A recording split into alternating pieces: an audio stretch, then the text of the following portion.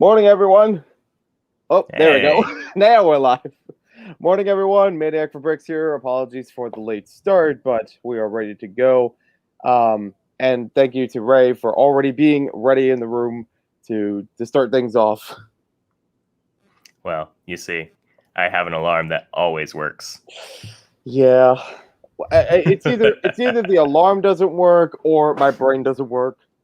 Something just hit my back, and all right, yeah, that we're good. So for those uninitiated or just happen to stop in, today in 2012, July 1st, 2012 is when I began my YouTube channel. First upload to the channel, actually probably a few videos, because I had no idea what I was doing. I was literally just, oh look, I have an iPod Touch. Let me just record things and see where it goes. But it's something I had considered for a while before that, and here we are 9 years later. So as I did last year, I had a live stream. And it's really hard to peek in here. um, as I did, yeah, 9 years improving. Um, as I did last year, I celebrated my channel anniversary over live stream, and I've now made a tradition to build Technic, which is something I usually don't build. I'm not as familiar with Technic parts, especially for mock material. So I try to get a few Technic sets under my belt uh, through these live streams, so that way I could try to get more acquainted, try to build more things out of it, more incorporated with system.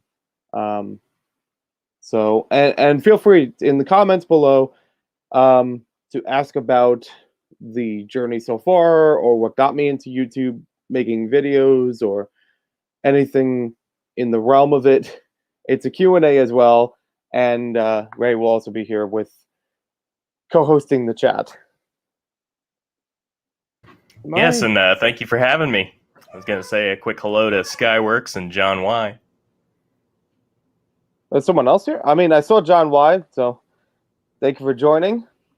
But I thought there was I don't remember seeing another name here, but awesome. It's on the chat thread, so I assumed it's real. Maybe it's imaginary. I'm just seeing it in my mind. I'm not sure if I'm seeing it on my side of it, but I'll take your word for it. So we got two Technic sets because I was lucky to I don't know why. This happened last year too. When I need to find Technic, it's very sparse in the stores.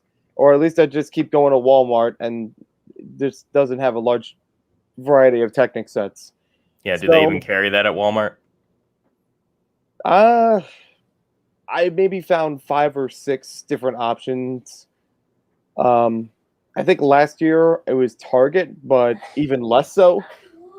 Because I remember last year I was going to like multiple Targets and finding the same the same Technic set at each of them. It's like nobody wants a police car for whatever reason, but I already picked up one, and I tried to supplement with a couple other things. Like I had Mindstorms. I think I had something else, like 2 or 3 other sets. But for this time, we actually did find a few newer ones. We have the race plane and the skid steer loader. I'm actually going to build each of these and their alternative models and see how everything works through those. Very nice. So let's begin, shall we? Yep. I'll try to. Is there a way I could? And I wish I could try to fit both me and the build in the frame at the same time. Let's see. Well, I was gonna say, I'm sure you don't need my my glaring mug too much. Can't you minimize it a little bit so everyone can see the build? Or either that, or I just bring the whole thing there. Just destroy me. That's the other option. It doesn't give me an option of like shrinking it, or especially if there's only 2 people in there. It's just always this like, it's either all or nothing kind of. Well, give the people what they want. They want to see the Lego. Okay. There you go. I'm learning all the time. See, that's what we were looking for. That's more like it. A little person. There we go. Bye, little person. She just came in for some bacon. It's fine. Very nice. We'll likely have a second co-host at some point. Don't mind her. All right, no problem. She's small but feisty.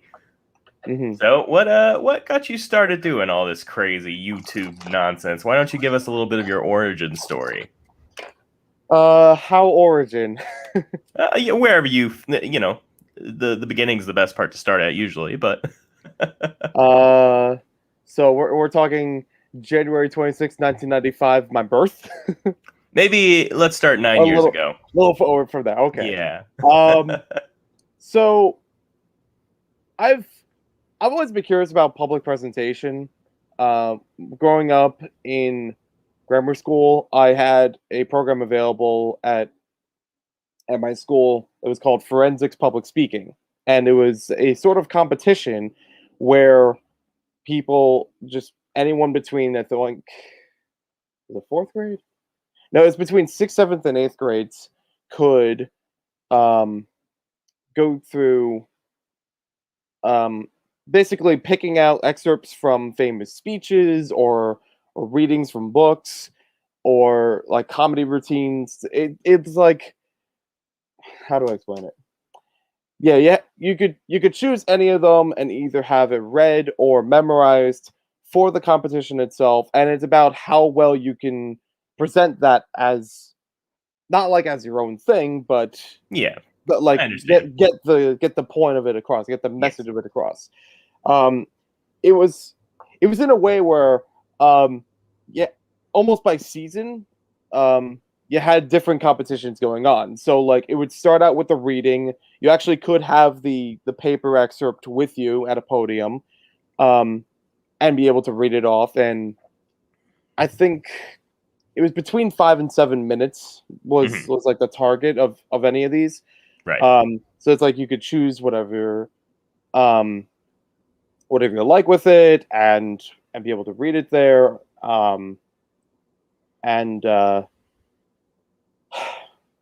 This is really not showing right now.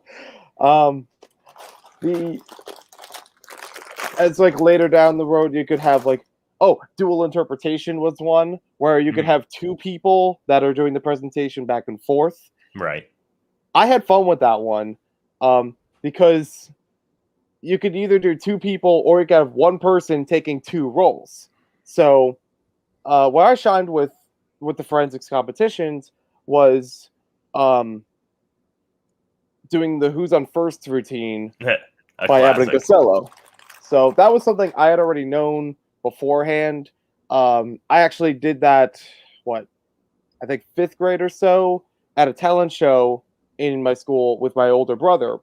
So I played Costello, my brother played Abbott, and we dressed apart. It was kind of an awkward thing for most of the student body because it moves so quick and there's so much like back and forth of grammar that it's like they don't quite understand right away. But the teachers loved it and the kids loved it only at the point where my brother's fake mustache started to fall off mid-show. So definitely a highlight. Yeah. So I had tried to learn the entire thing, doing both parts of Who's on First, just for fun. And I actually did that for the forensics competition. I actually would literally just step left side or right side as each character. And I didn't win an award or anything, but I still got very far into the competition compared to other contestants. So there was a little bit of that, like, that public presentation origin. And over time, I was like, okay, I kind of like theater. It was available at my school, and I want to say as early as 4th or 5th grade, but I didn't really get into it until 6th, 7th, and 8th grade. And I was basically a couple of small roles up to 8th grade where I was so lucky. Let's see. I'm gonna be here all day talking about this. Sorry. I was gonna say when you where's said the beginning, I didn't realize we were going to Abbott and Costello, but yeah, it was So you were in the theater. You enjoyed the presentation, right? Yeah. Okay. How does And that translate into getting onto YouTube? right. So part of it getting into YouTube was as I grew up with YouTube, I Mm-hmm. was actually curious of like, could I try this myself? I remember watching the Brick Show back in the Ah, day, and I was like, well, I enjoy Lego. I enjoy listening about Lego, but I was still already like learning about it a lot myself. Um, there's a great video that I was lucky to get like digitized onto the channel of a fifth grade project where I tell about the history of Lego. It's a very fun presentation, but uh, but I thought like, can I do more than that? If I can, what's the word? If I could like review Lego sets or talk about Lego information on a channel myself. So um, I started making videos July 1st and was wait, is that the right piece? oh no. Oh yeah. It's the right piece, but in the instructions they show a different print on it. I don't know why. But anyways, watching a couple people in the community like the Brick Show got me into want to make videos myself. Um, and I literally just went for it. I was just like, let me just try to set this up with next to my computer and start reviewing Lego sets. It's still a little bit nervous about it. Still didn't know anything about video editing, but I was. I just thought, hey, I'll just go for it and see what happens. And I think it got a little bit better the more that I was recording, like getting into how to start the video, how to end the video, maybe a little bit of format of how I'm talking about the set. Like, do I talk about the figures, the pieces, the play features, all that kind of Right. stuff, like flowing through it a little bit better. I mean, one would hope. Yeah, Gotta help you. You start getting worse at it the more you do it. That's going to be a problem. that's true. um, Yeah, so yeah, you took to the reviewing and you were just, I guess, rocking a webcam, or did you have the professional setup? it was uh, it was an iPod Touch fourth generation Nice, sitting on a batch of Lego pieces. I could make a camera stand, like and a real pro. yep.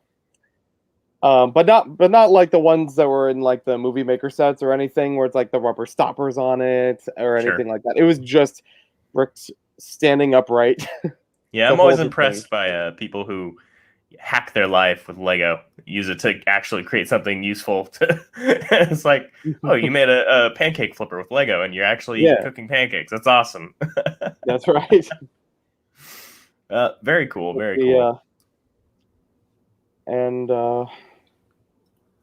I've been trying to little things over time, but trying different methods of things. I mean, right now got the webcam instead of a phone or something to set up. Right. Um, I think I used webcam a couple times on videos, but that found like different qualities of the recordings. Um, Editing was interesting because back when I started, there was a program. Oh, Baxter Bricks, welcome to the stream. Good Yep. to see you Giving you here, the happy 9th anniversary. and thank you very much. Is that a photo at the Lego store, or can't quite tell what the picture is? It kind of looks like the Lego store. There's a minifigure there. Okay, it's like a diver minifigure. Sweet. Um, so editing, it took me a while, but I basically started with YouTube. Like YouTube itself had a program on site called like Creator Studio or or something like that, and it was a way on your account that you could just take any clips you've uploaded, whether or not private, and mix them together, chop anything in between them, add music onto it from their royalty-free library, and that's how I started making some of the videos. Or like you can add photos in there like that. So that helped me with getting into gear of like drag and drop all these different things. It wasn't the most advanced editor out there. It was still very basic. But Yeah. again, I'd say it was a very good. It was like a good resource to start things out. And unfortunately, they don't have that anymore. So I don't know how other people, starting out a YouTube channel, especially if they don't already have a video editor, get into that rhythm of it. I mean, there's some decent free editors these days. Yeah. I don't know if you've done a lot of looking into it. Not too much. I just got my start on YouTube this year, and believe me, I was furiously Googling free video editor. Found some options though. Okay. But yeah, as sort of a new comer to the scene, I'm very interested in hearing how you kind of grew, and what things you've learned, what things you've learned not to do, what things you've learned that worked really well, all that sort of stuff. Maybe some of your favorite moments. Favorite moments. So I've dabbled in a couple different areas as far as what videos to make. I mean, I started out with Lego set reviews and have continued that for a long period of time, and still do that to some extent nowadays. But I had also tried other types of videos. Like I said before, I wanted to do videos that are about oh, that's new. Okay. I've tried to do other kinds of videos about, what's the word? I blanked out for a moment. I tried other videos about like Lego history, like I've done before. But one of the most interesting ones I got into was stop motion, and it was kind of the similar thing where I'm like, how do I look for a free stop motion program to start things out? And I came across one or two. It was very buggy. Every couple frames, it would save them for a moment, but then the app would crash and it would get erased. Yep. So I had to start over constantly on one animation, and it got to a point where I was like, okay, I don't have a lot of activity in this scene, so I'm just going to copy paste the previous frames just to make it look, just to keep the time that I want. Now you figured out the secret to animation. Cheat as much as possible. Yep. But I did have a couple that I enjoyed. Unfortunately, there was one that never made the light of day. Oh. This was at a time when I was also working at a I want to say it was like a STEM job, and they also had Lego incorporated to just about everything. So I got to use a little bit from what I learned at the job, like being either a teacher assistant or actually teaching the classes themselves, and bringing that home with me, figuring out, okay, how do I do some of this stuff? But there was a stop motion animation I tried to make through there. There's one that never made the light of day. I only have the only footage of it that exists is the behind the scenes, of the setup of everything. And I had it sitting on it. It's like the Snyder Cut. You got to bring it out. Well, if I could find it. The problem is it wasn't on any laptops I had. It was recorded at work, and it was still with the classes themselves. So it's on a work laptop that I no longer own. Yeah, it's gone. Yeah. The only evidence of it that I have left is the behind the scenes footage, which is literally just a pan across of what the scene looked like, how I set it up. And a brief summary of what it was supposed to be like. It was basically, it was fully scripted. That was the other thing I found cool about it over time. I was like, at first, it's kind of like TikTok, where people use clips that already exist and then put the video over it. I did that with stop motion. So it was like, oh, I already know what I want to make because I already have the audio recorded or from something else, and just make an animated version of it.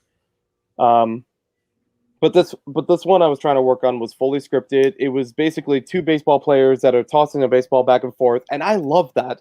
We're back to Abbott and Costello, aren't we? You're going to tell me it's the Abbott Costello bit, aren't you? You know what? I really want to tell you that, but it's not related to that. It was just of two original characters that had, they're just tossing back and forth, they're talking. Sometimes it'll pan to one character specifically or the other one, or just a wide shot of just seeing the ball actually arc back and forth with them. Basically talking about the new guy on the baseball team that they're not sure if he's going to be a good player, and that he looks a little funny, but they're still willing to give him a chance. And then basically the punchline of it is these are minifigures that are talking, but the new guy is just is like one of those standee figures, like the army men, you know. I was assuming you were going to tell me it was Mega Bloks. I was waiting for it. I mean, it could have very well been. It could still work that way. I don't even know if I still have the script, and I should just like revive it. That, or I figured maybe you might tell me a real person just walks in the scene. It's like, hey guys, you're dressed up like, hey, it's me. That would be awesome too. What are those fleshy things on the end of his head? I don't like them. Sausagey things. Yes. I had another one I was working on. I want to say after I got either 50 or 100 subscribers on YouTube, I was going to make an animation. I only have the script of it. I don't think it ever left that stage or really. It only had one scene recorded, if I remember correctly. Yes.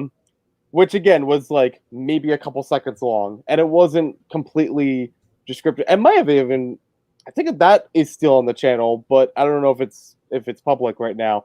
It's basically a scene where a guy is like, he's escaping a room. He's run through a door, closes the door behind him. He looks back, and the room just catches on fire.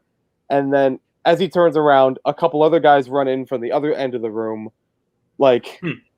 Almost to corner him, but that's where it ends. That's okay.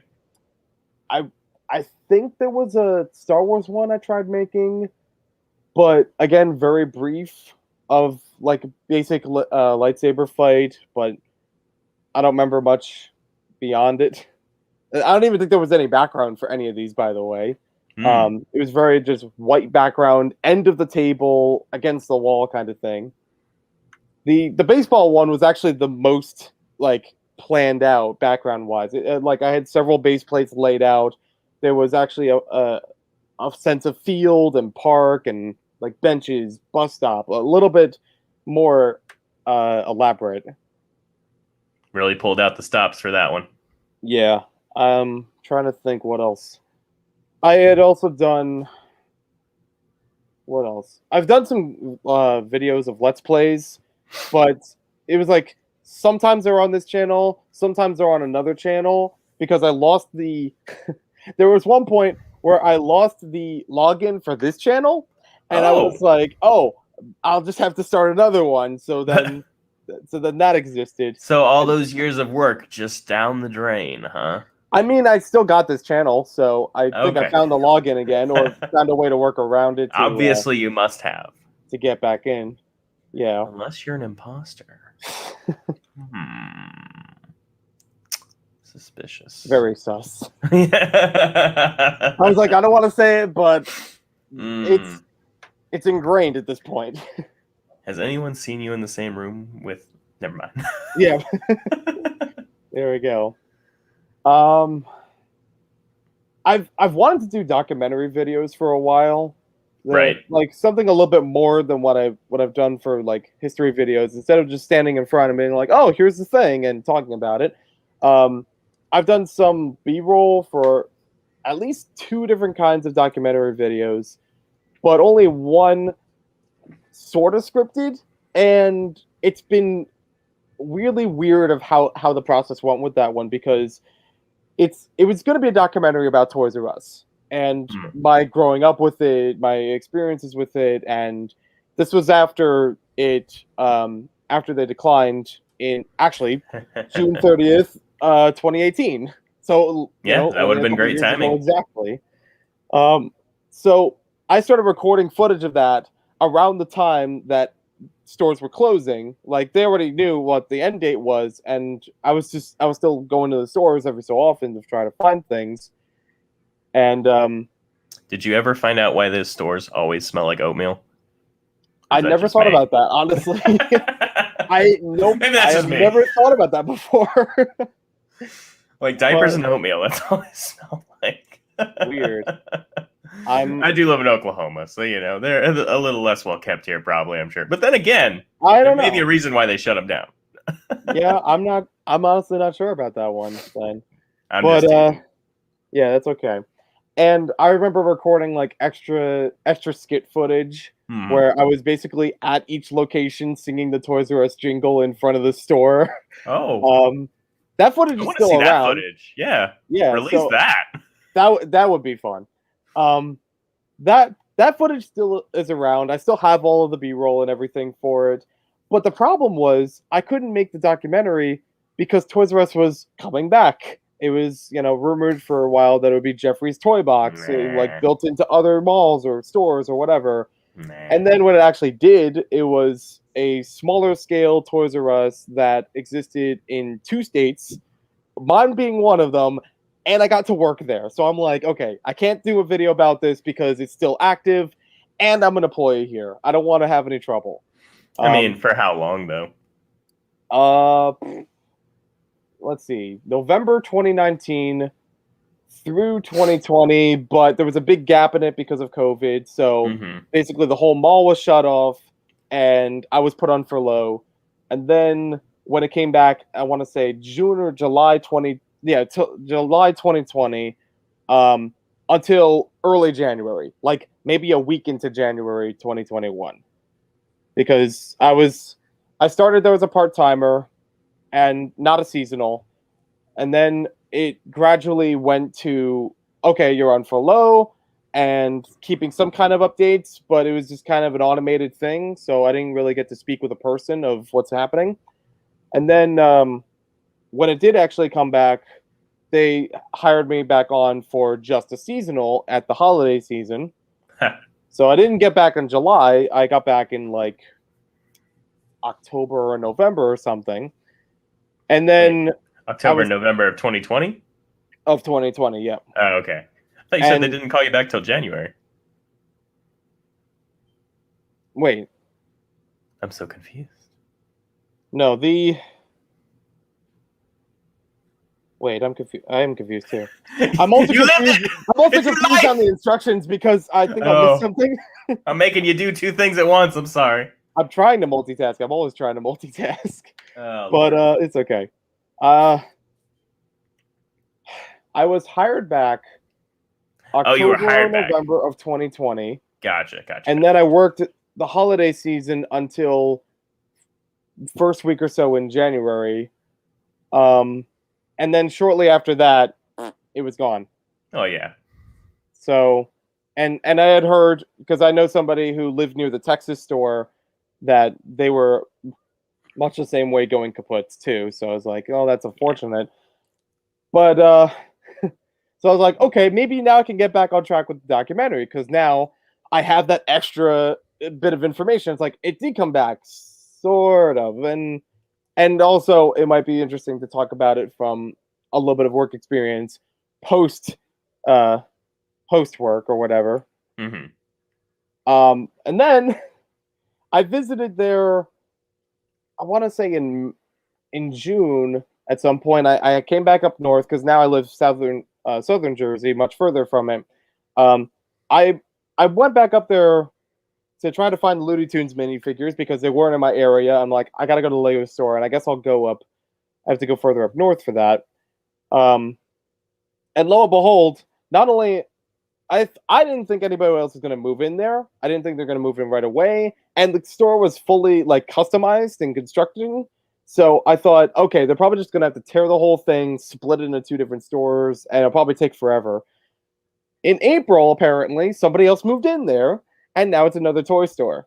But Cool. it basically adapted to what the Toys R Us was, and they just took out any of the branding, any of the iconography. So there's no Jeffrey, there's nothing that says Toys R Us in there, but they still have like the same style of where all the furniture and things like that still in the store. I've even seen little peeks of the old anchor stuff that was in there. So there was still like Lego banners in one of the sections that were just like covered up, but it just Hmm. a little bit peeking through. I'm like, oh, I That's guess I fun. guess they didn't need those back or anything. Like I thought Lego would have taken those back or something No, they because don't want that they stuff basically back. Yeah. Throw it in the garbage is what they'd say. That's true. That's the other Yeah. way to go with it. Gotta love retail. Hmm. So I'm like, I don't know if that should play into it as an epilogue, or if I should just keep going with what's already here. It's kind of like the book I've been writing, Bizarre Lego, which extended from a video series I did on the channel. I did a Yeah, that series sounds called interesting. I did a series called Flashbacks, which was about uh the, Flashbacks had like three generations. So first generation, it was about the evolution of Lego things over time. So it's like, here's a classic version of it. Here's a more modern version or a retro version. Here's what we're at today. And it was based on whatever I had available, and I didn't have a lot of classic stuff. So I only worked from like the last 20 years or so forward. Um, and then it died off for a little bit. And then I brought it back as flashbacks again, but this time it's more personal. So any of the things I brought into it were it's like a Lego item that I have a personal connection to. So, Right. for example, in Cub Scouts, I made a Pinewood Derby car that looked like a Lego car, and I think I might have even had the car itself. It was very basic, but it still had like the studs and everything on top of it. There were points where it was colored. I think it had the Lego logo on it somewhere. Um, so it raced like it was a Lego car, even though I know a lot of times people would just put a minifigure on there and call it a day. Well, I feel called out right now. I'm, I'm sorry. Yeah. That's true. I think we had one shaved down Lego piece on a one of our razors. Mm. It was a cool window. Oh wait, look who's here. Oh, hey, Ben's Brick Designs. Welcome to the stream. And yeah, YouTube has been around for that long. It's 2005, I think it started. So it's been quite a while. And side note, I remember learning about YouTube pretty much when it was brand new. I don't want to say Right. I'm an OG or anything because I wasn't a creator at that point. Again, the magical year of 2005 in fifth grade, I was in computer class. A friend of mine, like behind behind me, sitting on the other side of the desks, um, turned at me and asked me like, "Hey, check this out," because we had like extra like spare time in computer class. We didn't do much except for Kid Picks or I Spy, or I think we did some kind of PowerPoint presentation based on Amelia Bedelia at one time. It was very basic, but he turned to me and he showed me YouTube, and the first video that I watched on this site was a stop motion of Grand Theft Auto. I didn't even know what Grand Theft Auto was, and I just liked the look of it. Right. And I think the animation is still on the site, luckily, Probably. but the music got removed because it used the Flock of Seagulls song "I Ran So Far Away." So it's either replaced or just mute. I forget which. They'll get you. Yep.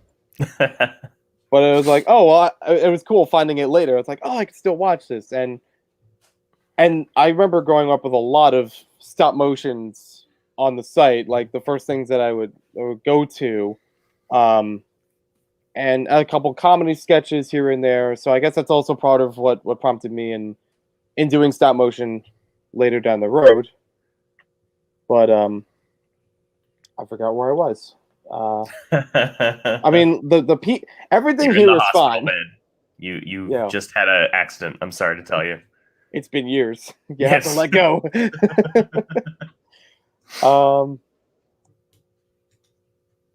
I was talking about the documentary. Oh, the book. So, the second generation of flashbacks was the personal stuff, and some of it was legitimate Lego stuff. I remember on the series that I brought up about a standee display that used to be in stores, but I've Mhm. never seen anybody else talk about it. That's why I was prompted to make a video about it. I even asked my mom about the information of where it came from. How do we get this thing? Uh, there was like a giant Shell gas station sign that it's just Lego logo and it says details inside, but it was from a Shell promotion. That I remember sitting in the car while my aunt went to go inside, talk to the manager, and retrieve the sign. I don't know what exchange went in place, but all I knew is that she Don't came ask out questions. with Just this big accept sign. it. You don't want to know the answers. Yeah, exactly. And there were a couple scrapbooks that I made with the photos were. I was just talking with Kevin about this yesterday. Yeah, you visited him. Yeah, so saw the candid photo. I was like, wait, I recognize those stickers. Oh yeah, you know them. Oops, I missed a piece again. And so I was talking with him, and I said like, oh, I had a little scrapbook, third grade, that I also featured on this series. That it had all these pictures of different mocks that I built, or trying to make a story, almost a comic book as it may, out of them, because there were little captions top and bottom of what was going on. You've got my attention. Yep. I'm listening. I don't remember. There were speech, but there weren't dedicated speech bubbles. It was fine. within the top and bottom like captions of it. Plenty of people done it that way. Yeah. Okay. And but there was just like a Polaroid photo just plastered in, one per page or so, on a Pikachu camera, which was basically a film camera shaped like Pikachu. It had like a Diglett for the shutter button, and I think the actual shutter around it was the Pokeball, or like where the lens was a Pokeball, and every photo that printed through there would have a frame around it with Pokemon characters. I think I still have the camera. I don't know if that function still works. Still use it. Still using it to this day. I should bring it back out. And that's my version of Pokemon Snap. Nice. I mean, I grew up with the original game, but I think it'd be fun like to keep going with that. But I never played it. The original one is rudimentary but fun. It's very like you can't find all the Pokemon in there. It's like 63 of them. I counted because I completed it. and but it is interesting all the ways to try to find them, where it's either trying to throw a Pokeball or throw an apple and try to like emerge it from the environment, or get two or more together. Like you get to evolve them like in front of you. It's funny because it looks like an Unreal shooter, but it's Pokemon. Of course. And that's the kind of game I want to play, a shooter with Pokemon. Yeah, exactly.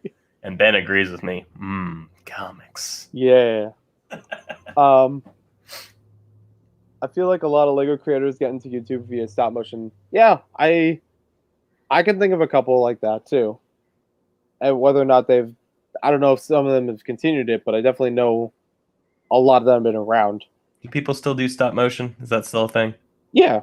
Okay. So I mean, like in general, I've still seen people do stop Lego motion. stop motion specifically, I guess. I should clarify. Yeah, I've seen some channels like basically dedicate all their material to just the stop motion.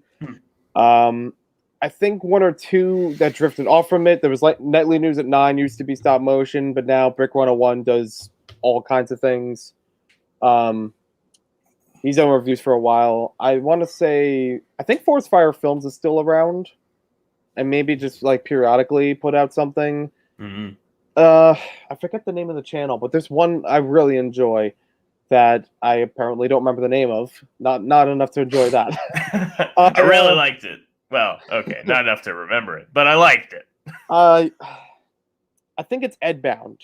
Okay. And he does a lot of parody. So a lot of Marvel parody and Spider-Man parody. He does recaps of like the main films in stop motion, and they're really good. They're done very well. He's even made a few original stuff based on Marvel characters, or about like when Disney started to acquire a lot of the Marvel properties, making fun of that to some extent. Even having Mickey Mouse as basically a villain in there, so it was great.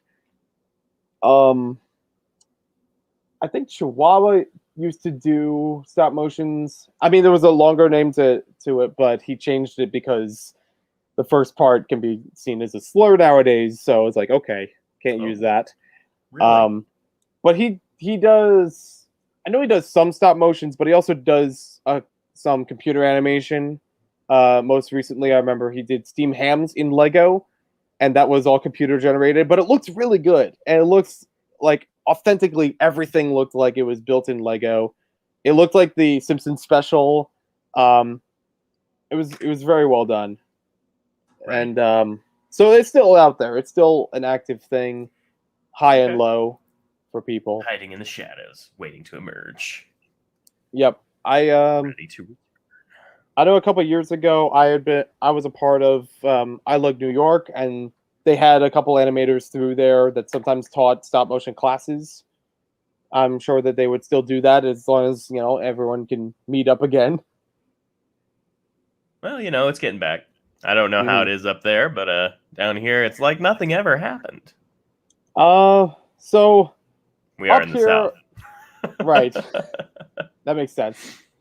Up here it's working its way back, but everyone's it was kind of like, oh, Memorial Day's coming up, and people want to go to the beach and people want to go out and party and everything. So, you have to be watchful of how many people are around or how many people are getting together. Well, if it isn't Brett's Builds, this guy. Welcome. Here's trouble. Oh, he knows. It's all good. Hold on 1 second. No problem. Is it? Oh, it's not symmetrical. Okay. I've already been building this, and I didn't even realize. I was like, am I missing pieces? But yeah, it's okay. It's supposed to be like that. She had to tell me how many people she killed in Splatoon. Oh. Sorry. Yeah, no problem. Usually I'm on the other end of it. I don't get a lot of people in there. Oh, in Splatoon? Yeah. Oh my goodness. I can't believe people still play this game. I gave it to her on a whim. I was like, hey, there's a game I never played. Why don't you try it? It's like her favorite game now. Oh, that's cool. Is it on the Switch? No, it's on the Wii U. Oh, so the first one. Yeah, I never got a Switch. The Wii U is still the new one to me. That's fine. Hey, I know a lot of people like to harsh on the Wii U. I actually do enjoy it to some extent. There's still a lot of fun stuff with it, and some things like Splatoon I actually find a little bit better than playing it on the Switch. Super Mario Maker is another one where it's like you actually have a pad next to you to actually, with the stylus, move blocks around and customize it. On the Switch, it's just down to joysticks and buttons, and it doesn't feel as intuitive. Right. Well, it's that and the Xbox are the only consoles I've ever bought, and gosh dang, I'm gonna get my money out of them and play them till they die. Then I'll upgrade. Yeah, that's pretty fair. I had that for a long time growing up, where I was usually half to a full generation behind what was going on. Like I get an N64 and my cousin has a GameCube. It's like that's fine. It's still cool. have an N64. Cool, I'm waiting on that. What's up? I still don't have an N64. I'm still waiting on it. Yeah, there you go. What else we got here? In Austin, it's hit or miss, but I think a lot of folks just kind of have fun, just kind of forgot what's going on. Yeah, makes sense. Yeah, especially in Austin. You know what yeah. I did? I won the game. Good job, buddy. I won it. I'm very proud of you. I didn't fight the boss. I just won the battle. I'm very proud of you. Go play the game. You got a couple more minutes, okay? Bye-bye. And then we, Bye-bye. you can have, so it sounds like he's not going to let go of the PS4. And he's got the NES still. I still have the systems I grew up with, but it not playing them as much as I used to.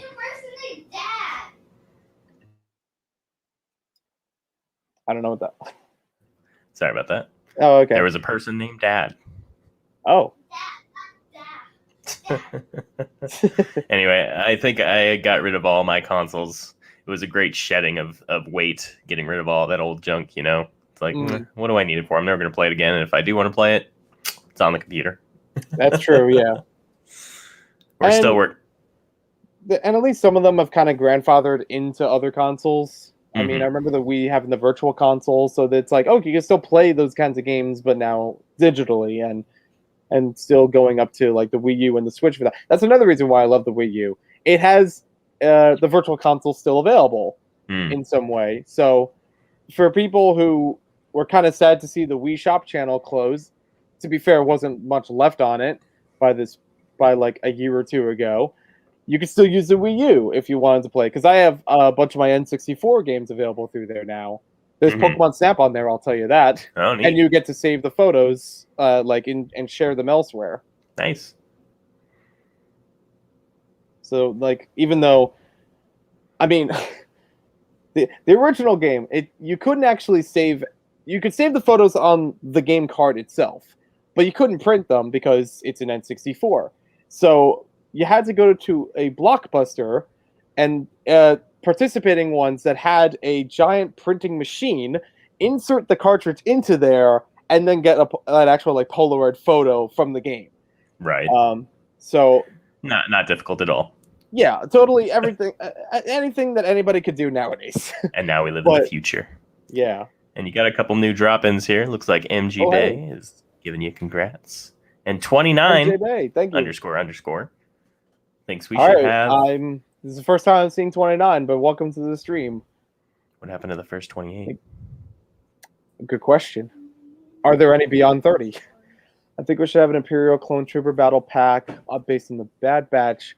So I haven't watched the Bad Batch yet, but I'll take your word for it. And I think a Clone Trooper battle pack in the same way that we had the 501st would be pretty cool.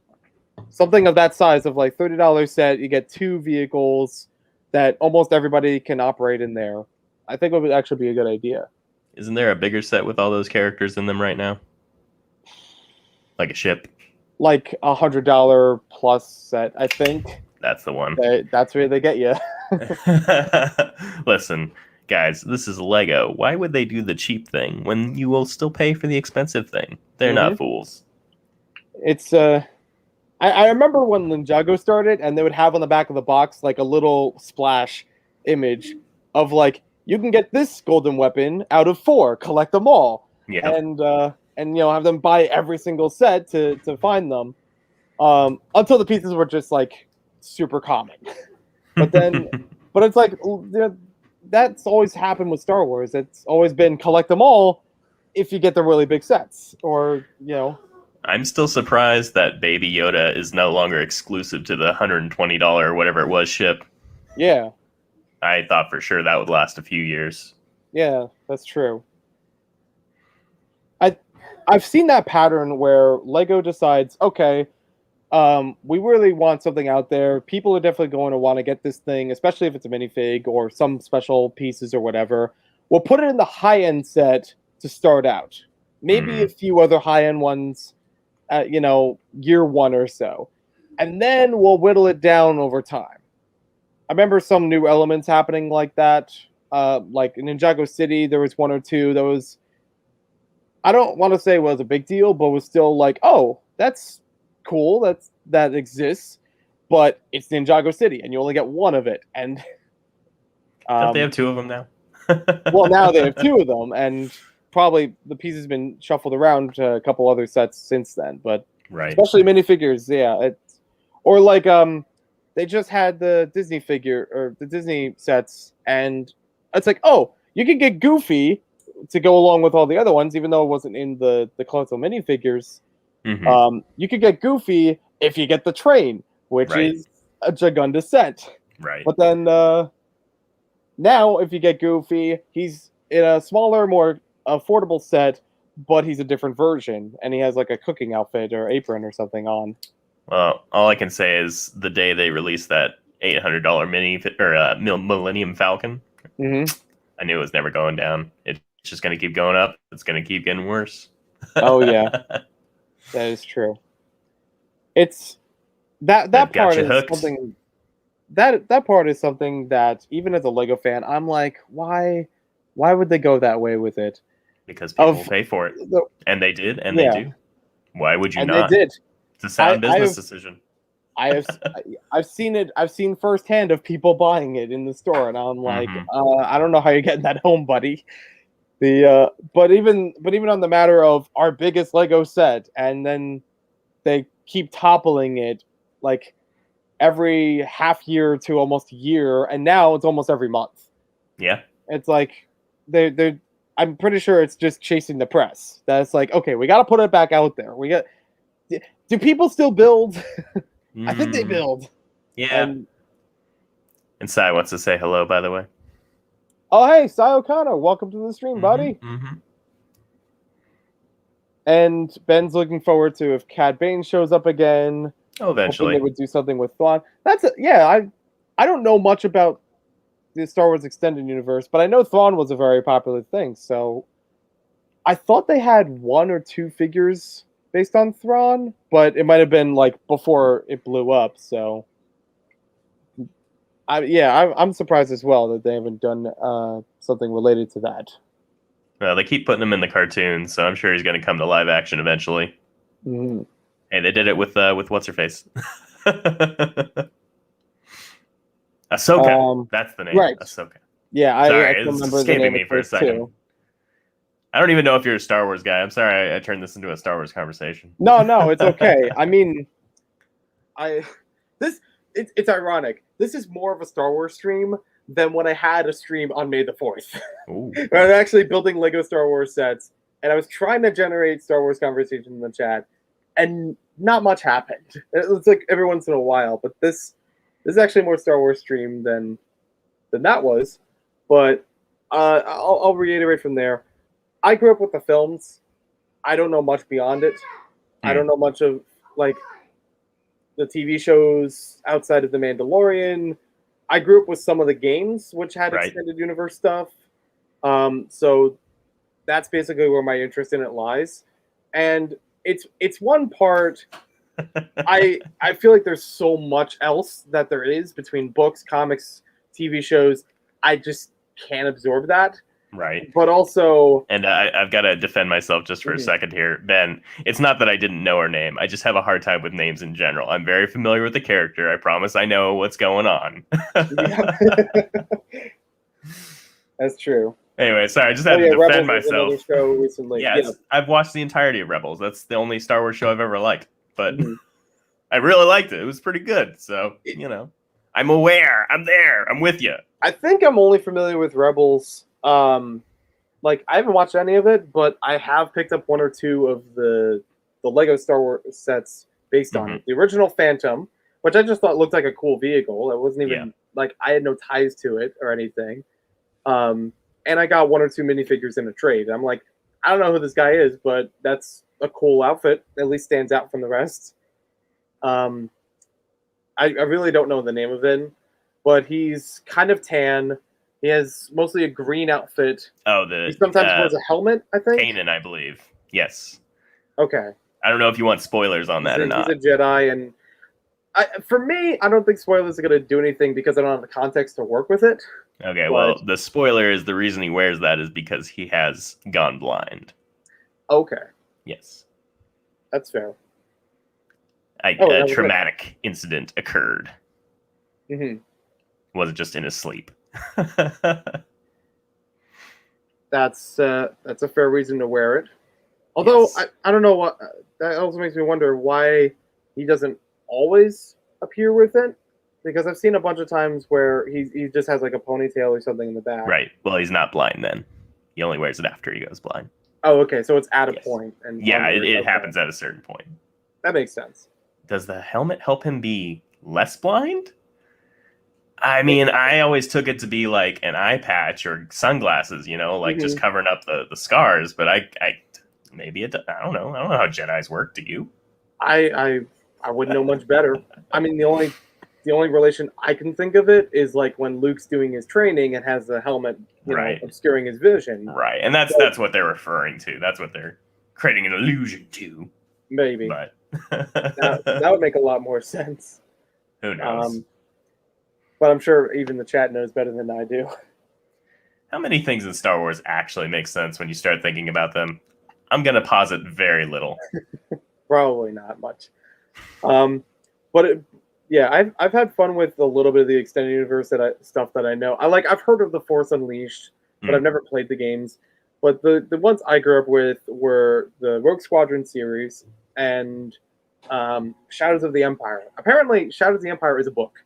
I didn't know that growing up, but I played it on the N64, and I was like, okay, it's like episode 5, but different. I thought you were just like holding the book and like, what is this? What? How do these things work? Oh, it's a book. You can read it. Really? Oh, that's different now. Right. That's how it goes. Am I reading it left to right, right to left? I did have a Shonen Jump growing up, and it took me a while to understand. Oh, it's right to left. Yes. Like, why is the plot happening backwards? Am I time traveling? This doesn't make any sense. Who wrote this? It was great. It was a thick book too. I think it had a couple comics in it, not just Yu-Gi-Oh. But that's why I got it for it. But you got the heart of the cards in you, huh? I grew up with the first few years of Pokemon and Yu-Gi-Oh. Merchandise up the wazoo. I watched maybe the first 2 or 3 seasons of each of those shows. So what I'm getting from this is your parents loved you. I want to say yes, they did love me. Not to pull out any like trauma here, but not as much as my aunts and uncles loved me, because they always had to double up and oversee outdo what my parents did. I was like, come on, this is embarrassing. Well, the reason I say that is because I also had some passing interest in these franchises when I was a kid, and I remember fighting my dad almost tooth and nail to get one card pack. Like I had to pull out some graphs and stuff and be like, look, this is an investment. We could sell this card in 10 years. It'll be worth it. Yeah. So he bought me the $3 booster pack, and that was the only cards I ever got. Oh, okay. So much love. Oh yeah. I remember seeing I don't remember if I saw any of the Pokemon movies in theaters, but I definitely had a bunch of them on VHS. And nice. Especially like big box, the crinkly plastic kind of VHS tapes cases. I remember seeing Yu-Gi-Oh! In theaters and getting the promotional cards with them. Yu-Gi-Oh! Was in theaters? Yeah. I want to say like 2003 or 4. They had like a first movie kind of thing in theaters. We had a debate on my stream about Yu-Gi-Oh! I need your input on this. Is it a hat or is it hair? Oh, excuse me one second. For the main character? Yes. And then I'm going to mute just for a second. All right, no problem. Oh, I see more people. Here we go. Isaiah, welcome to the stream, and thank you very much. Ben's Shadows of the Empire was everything but a movie. It was a TV show? I honestly had no idea growing up. I rented the N64 cart at the library. That was my only exposure to it. Was playing it as a game, and later down the road, I tried searching up tried to find more about this game, because I never beat the game. I only got a couple levels in, and then finding out that it was also a book, which I'm sure was more expanded than the game was. And MJ, so those red and yellow horse branding armor pieces. All right. What'd I miss? I don't know how. I guess Gonk droids make sense. Yeah. Totally. I was talking about, does anything make sense in Star Wars? Yeah, I frankly don't know what they do. Very useful devices. Mm-hmm. And Ben was iterating that Shadows of the Empire was everything but a movie. Game, comic, toys, book, no TV or movie. Okay. I have seen people recently that started mocks based on Shadows of the Empire. So I was like, oh, I know that character. That's cool. Or, oh, I know that ship. But apparently there was one point where they had a Millennium Falcon, and back when they did alternative builds, you could restructure the whole thing to look like, what's his name, Dak or Derek or something like that, his ship. I'm bad with names too, so don't feel bad, Ray. Oh, I'm not even familiar with the book, so I have no idea. You tell me his name is Gak, I will believe you. Isn't that what they call Nickelodeon juice? Like the goo? No, I said Dak with a D. Oh, Dak! Yeah. But yeah, Gak is the Nickelodeon slime. To answer your Yu-Gi-Oh question, it's hair. It's just really eccentric hair. Are you sure? Are you sure? I'm pretty sure. For what handful of things I know of anime, and from what I remember, I actually watched the series again around March of last year because I found all of I had missing almost all of my Yu-Gi-Oh collection. I knew they were all together, but after moving, I had no idea where they were. And of course, they had to be behind a big furniture piece that was in the garage and a inconspicuous bag. It just would have passed up either way. And I was like, lo and behold, everything's here. All the cards, all the toys, the little like dungeon dice. Like they had a board game almost sort of thing with it after the card game started.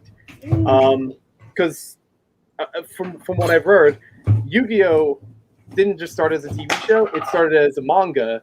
And in the manga, there's actually multiple types of board games and card games that they play. But the show just focuses on one or two of them. Just the good one. Just the sellable one.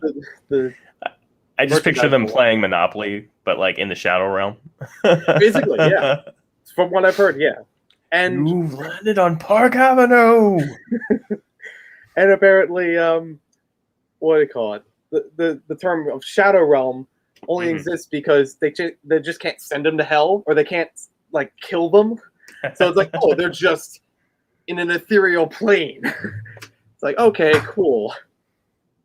So I want to apologize for the constant glaring you're seeing, but my daughter is sitting here making herself a sandwich next to the food that I so lovingly cooked for her and prepared for her to eat, and she's just putting her little nose up at it, just saying no. Joys of parenthood, friends. Anyway, sorry about that. Oh, no problem. Yeah. Well, yeah. When I found all the merchandise and things in a bag, I had a fun night. I went through 2 to 3 seasons of it. I didn't watch the movie in one night. What? You said you went through 2 to 3 seasons of it in one night? Maybe it was a few days. I'm not sure. Oh. It was a slow day. Like nothing else is going on. You're watching it simultaneously? What are you doing? It didn't also. It also helped that it was on Netflix and I could just auto skip the intro and outros. So I mean that helps a little bit of that time. But yeah, I definitely remember watching like almost all of it again recently, and so I have it still fresh in my head. Like that was definitely hair. My brother dressed up as the main character Yugi for Halloween many years ago. When we were first enthused with it. I remember it was a park Halloween costume contest in our town. So a lot of different costumes were there. I think that same year when he was Yugi, I was SpongeBob, and both of them were store-bought costumes. So the SpongeBob, it just looked so almost like wavy. It didn't look as square as it needed to, but it just had just a cutout for my face. It wasn't worked into everything else. They still had SpongeBob's face on it, and everything like that. My brother would be funnier if it didn't have the face and it was just your face sticking out of this giant sponge.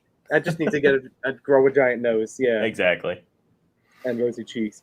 But my brother won as Yugi for costume contest most scary costume because it was just a big mask that looked like the face. It had the hair, spiking out of it. So it's like, yeah, anybody wearing that mask, it would be scary. It didn't even have like a proper mouth slit. It was just a rectangle. It wasn't like you couldn't properly. Somebody was messing with y'all. Somebody was. Yeah, it was. I mean, it also could have been just adults that have no idea what this thing is, and just like, yeah, I don't want to be near that. Oh, they knew, and they were terrified. Anyway, I like that you've given up the Casita building. By the way, Rendar is the name of the Star Wars character from Shadows of the Empire. Rendar. I did not remember that well. I knew there was a D. That's as far as I got. So I did finish the first build. It actually confused me in the instructions at the end because it looked like it faced it from another direction, and I thought it was a whole nother set. I'm like, did they print something else there and put the wrong number? It's just because the arm was in the way of the rest of it. So like on one side, oh, you think it's just an all-white vehicle, but it's red and white all around. And it was actually, I mean, outside of a few hiccups and maybe you're not from the multitasking, was actually pretty easy for me to build and follow through with, but actually pretty useful.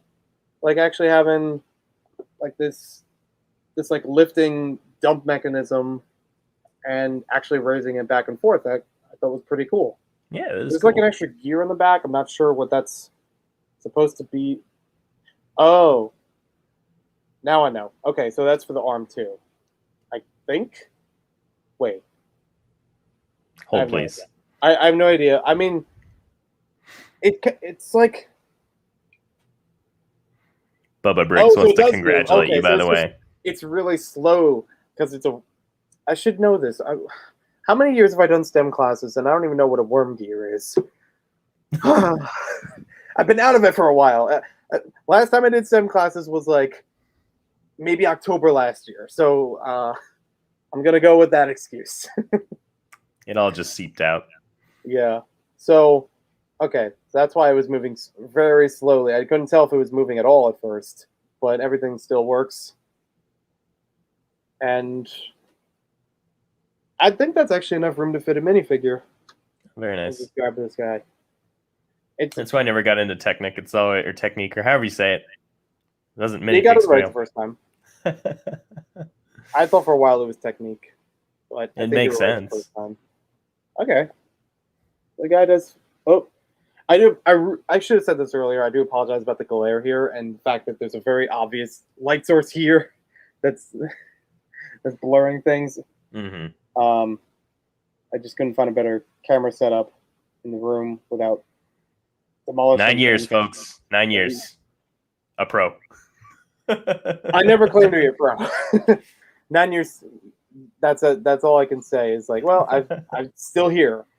I've had a bunch of times where I've thought about dropping it, whether just abandoning the channel and not uploading anything else, or taking everything down, or taking down like a handful of things. It's like, okay, this is not, it doesn't look as good as some other things, but many times that I've considered dropping YouTube or something that I was doing on YouTube.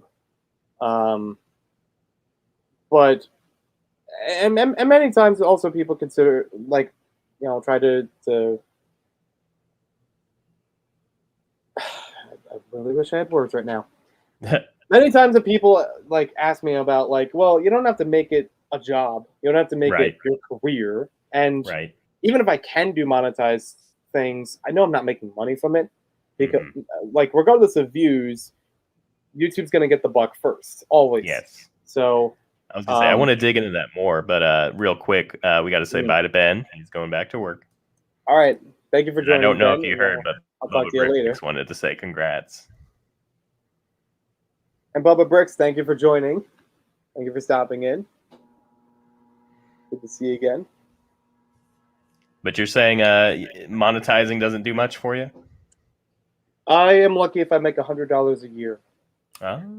So, I mean, I'm sure that there's a long game to it, and I've only understood some of it from either other creators or experimenting myself, but I just reached a point where I was eligible for it, and I was like, well, why not? But it's not the kind of thing that I was pursuing like, oh, this is the job that I'm going to do. I know a lot of people have made a career off of it, and they're doing very well. I never thought of it that way. I never thought that I would try to blow up big or even to like make that my source of income. I've always called it a tip jar. It's like if I make something from it, it's a kickback. But I'm still, I put out my own money from other work that I've done to supplement this. Probably not the right budgeting for it though, because a lot of times when I try to budget for the channel, it's just budgeting for my hobby, and the channel is just recording it, And anytime I think of that, I don't think about upgrading the lighting, the cameras that I use, the video software, editing or whatever. I never really think of that aspect of it. I just think, well, I'd rather have a new subject to put in frame on a potato camera than a really good camera that I can't film anything. Although by this point, I probably could use a better camera and arrangement here. I guess it depends on what your priority is. Yeah. Oh no. I was gonna try to close that. Let me move this around. This is all right. Technical difficulties. He didn't want people to see the banana pants. There we go. I should have done this earlier. I don't think he can hear us right now, so okay. this is just our private time. How y'all doing? Oh, is there that? he I don't even know if this is better. I wasn't whispering secret things to your fans. Sorry. Okay. I'll take your word for it. We enjoy the banana pants. That's all. Yeah, bananas and pajamas up in here. I don't know. It just happened, but I was like, oh, maybe I should change the. If that window is causing a lot of glare, maybe if I just close it, which I should have done before the stream, then I just have it inside the room itself. But still, I don't know if this is too dark or. My laptop is dark. There we go. Yeah, so and that's the thing. I'm like afraid to move into new technology because I don't know how to work it.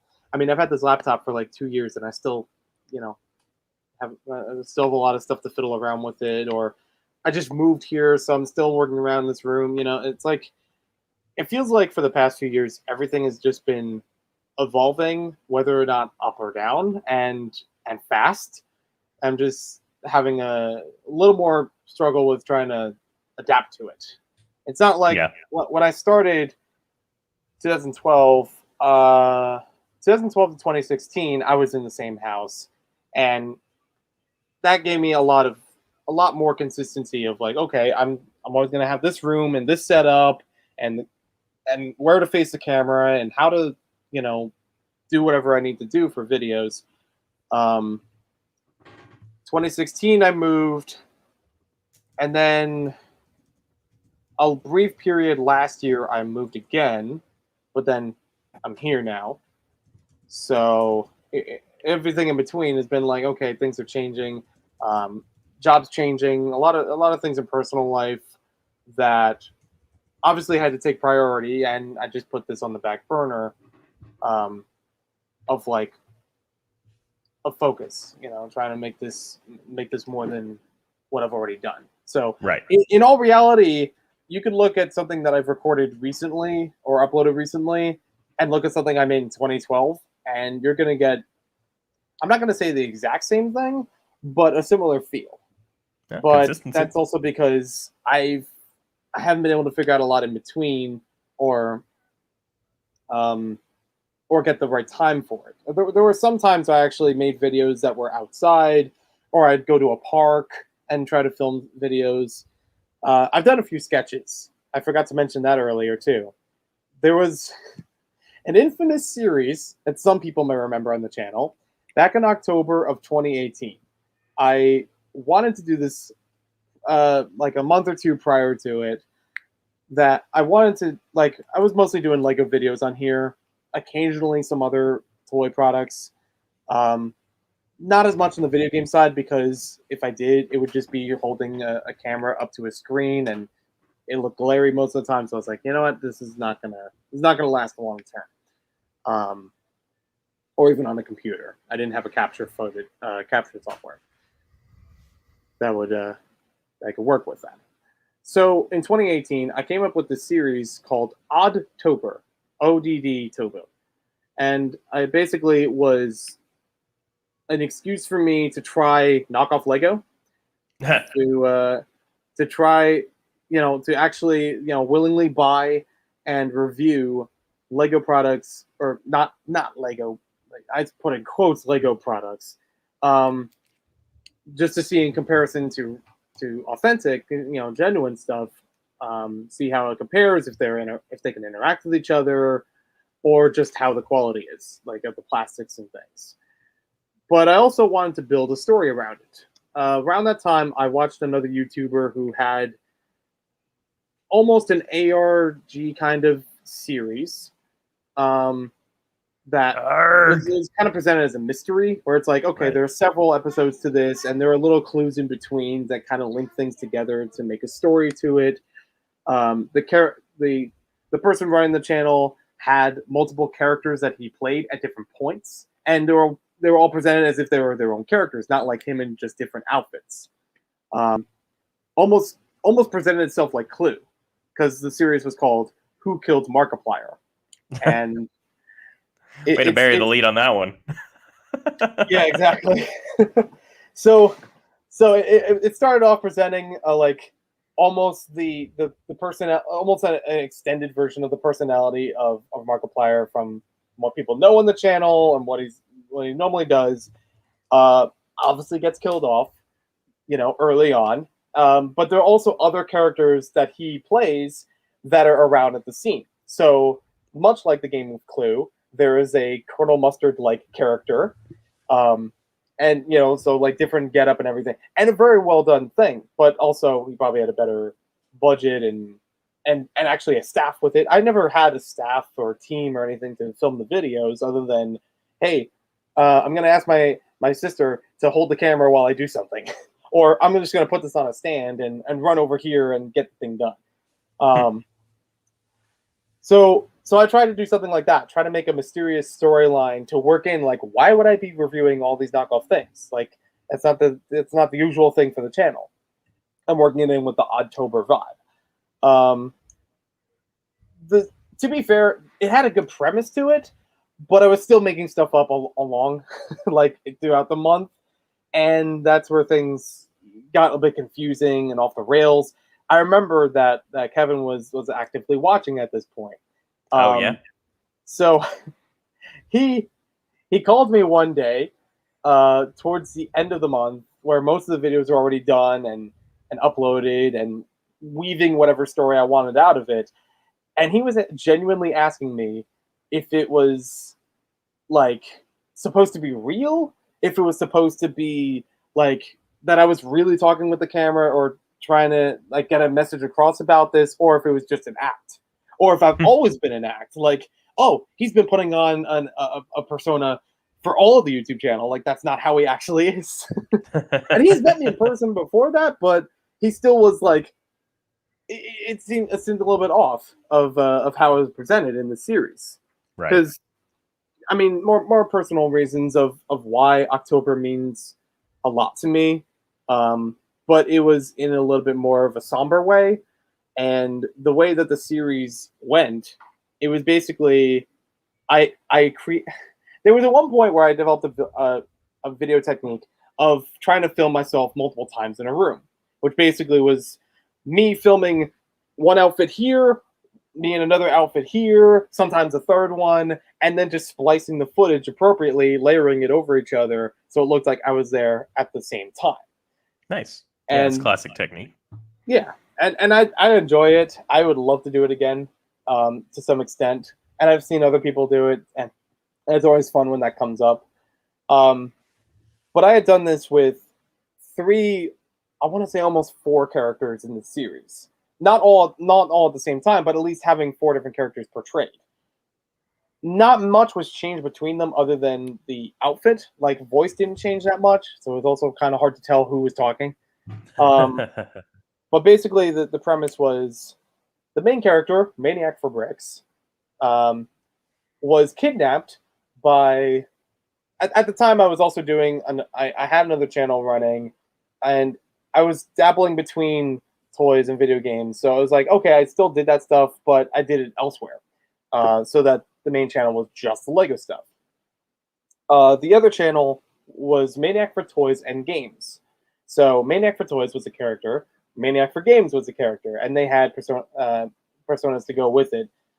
Maniac for Games, a little more competitive, a little more aggressive, and also very snarky. Like, he was willing to dig into either of the other two any chance he could. Maniac for Toys was much more innocent and naive of a character, and just kind of going with the flow of whatever's going on, and respectively, in all those interests.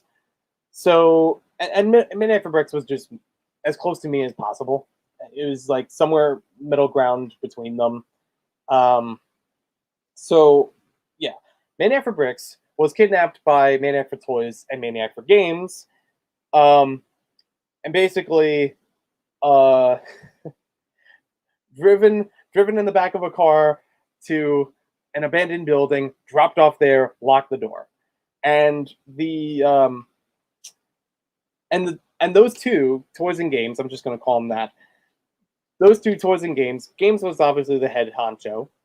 Toys was just kind of following along with it, and they were like basically jealous because all the work that Joey as a collective was doing was just about the Lego stuff. It wasn't as frequent for the toys aspect or the gaming aspect.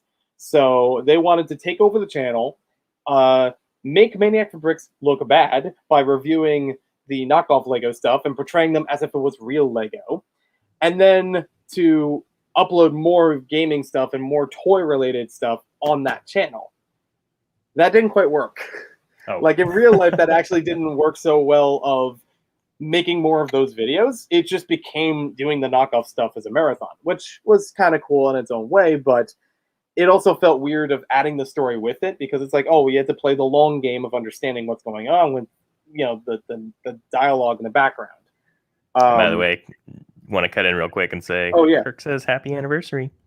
Oh, thank you, Vision. Welcome to the stream, Kirk. So, I'll get to the next set in a moment. Building Lego, we'll get there. What's the rush? Alternative build or something? Yeah. So, while Maniac4Bricks was trapped in an abandoned building, which was like no light whatsoever, and just wandering around, he tried to do a little bit of soul searching, just trying to figure out, okay, have I really been that selfish? Have I actually been like overbearing to everybody else? As far as a very introspective series, isn't happening. It? Yeah. So this would play out with like either the dialogue in each video or something at the end or beginning of certain videos. I think there was also a giveaway at the time where it's like, oh, every video had like a letter or so to find, and you had to try to unscramble the letters and spell a few words out of it of where he could be hiding. And that actually, you know, people did find that, and they and I did give them prizes for that as well, so that worked out well. And Duncan, Steven, welcome to the stream, and thank you very much.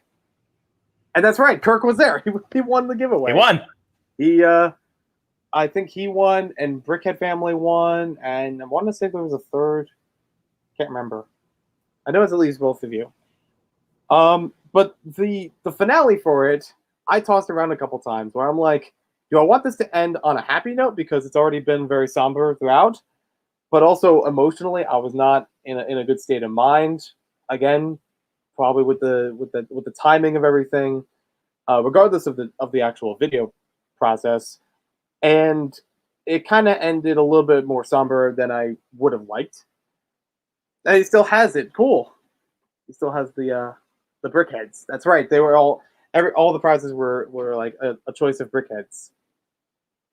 Nice. So it basically ended where the Maniac4Bricks broke free. He was able to get back to Toys and Games, and they all basically argued with each other until basically snapping away, just getting completely like shut down for a bit, and that's where I say the fourth quote unquote character comes in of Joey as a collective, you know, that basically Ultimate tries Joey. to just tries to rational of like, okay, where are we going with all this, and is this actually going to get us any further in life, or you know, like, is there a way we can balance this stuff, or we just have to do away with certain people or certain like video aspects of the hobby? So it was a very weird ending, but I did also have an acapella song with it, so that was fun. What's up? Did you murder your alternate personas? Kinda. I feel like one or two of them did come back later, because I definitely remember doing a video where one or two of them were also talking like off camera or like swapping frames or something. And I've considered it recently of maybe bringing them back, but like as a once in a while kind of appearance. Again, trying not to make things confusing. I had another series, I think before that. Yeah, it was before that of where I tried to bounce off of just two of the characters in like one or two videos. But yeah, I'm honestly not sure, just because there wasn't like a proper outline of everything. Like I said, I was making up as I was going along, and emotions did get the better of me for a lot of it, just in personal life outside of the YouTube stuff that affected how that was going to get scripted, for lack of a better term. It's crazy how that real life just steps in like that. Yeah, but I So figured if I did do something like that again, I'd probably have to just plan it out with a level head, and thoroughly, like all the way through, figuring out what's going to happen. And I have to some extent started that again, but probably wouldn't be for a while of publishing that.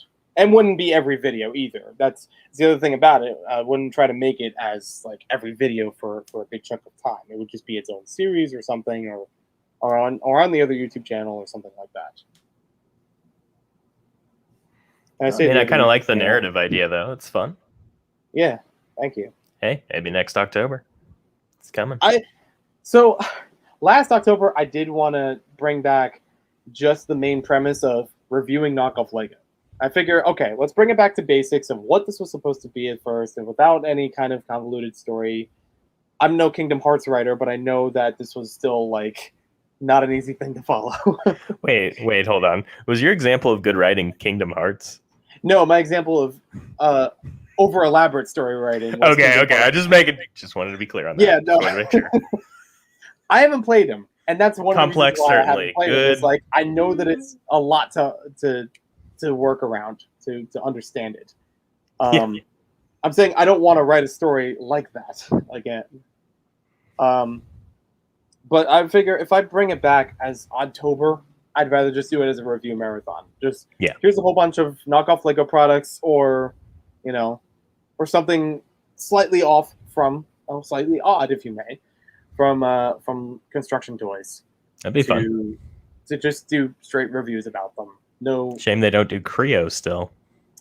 That's right. Yeah, that was one I always saw but never picked up. But you could do Lincoln Logs. What's up? Lincoln Logs. There you go. Oh, I don't even know if I still have my Lincoln Logs. I think I got rid of those last year. Actually, I still have Connects. I have a whole bunch of Connects still around, but I haven't built that. Oh, that would actually be fun if I could. But that's providing I have the room for it. Is actually try to build one of the roller coasters again, because there's one of the large scale like motorized roller coasters that just almost had a third person here.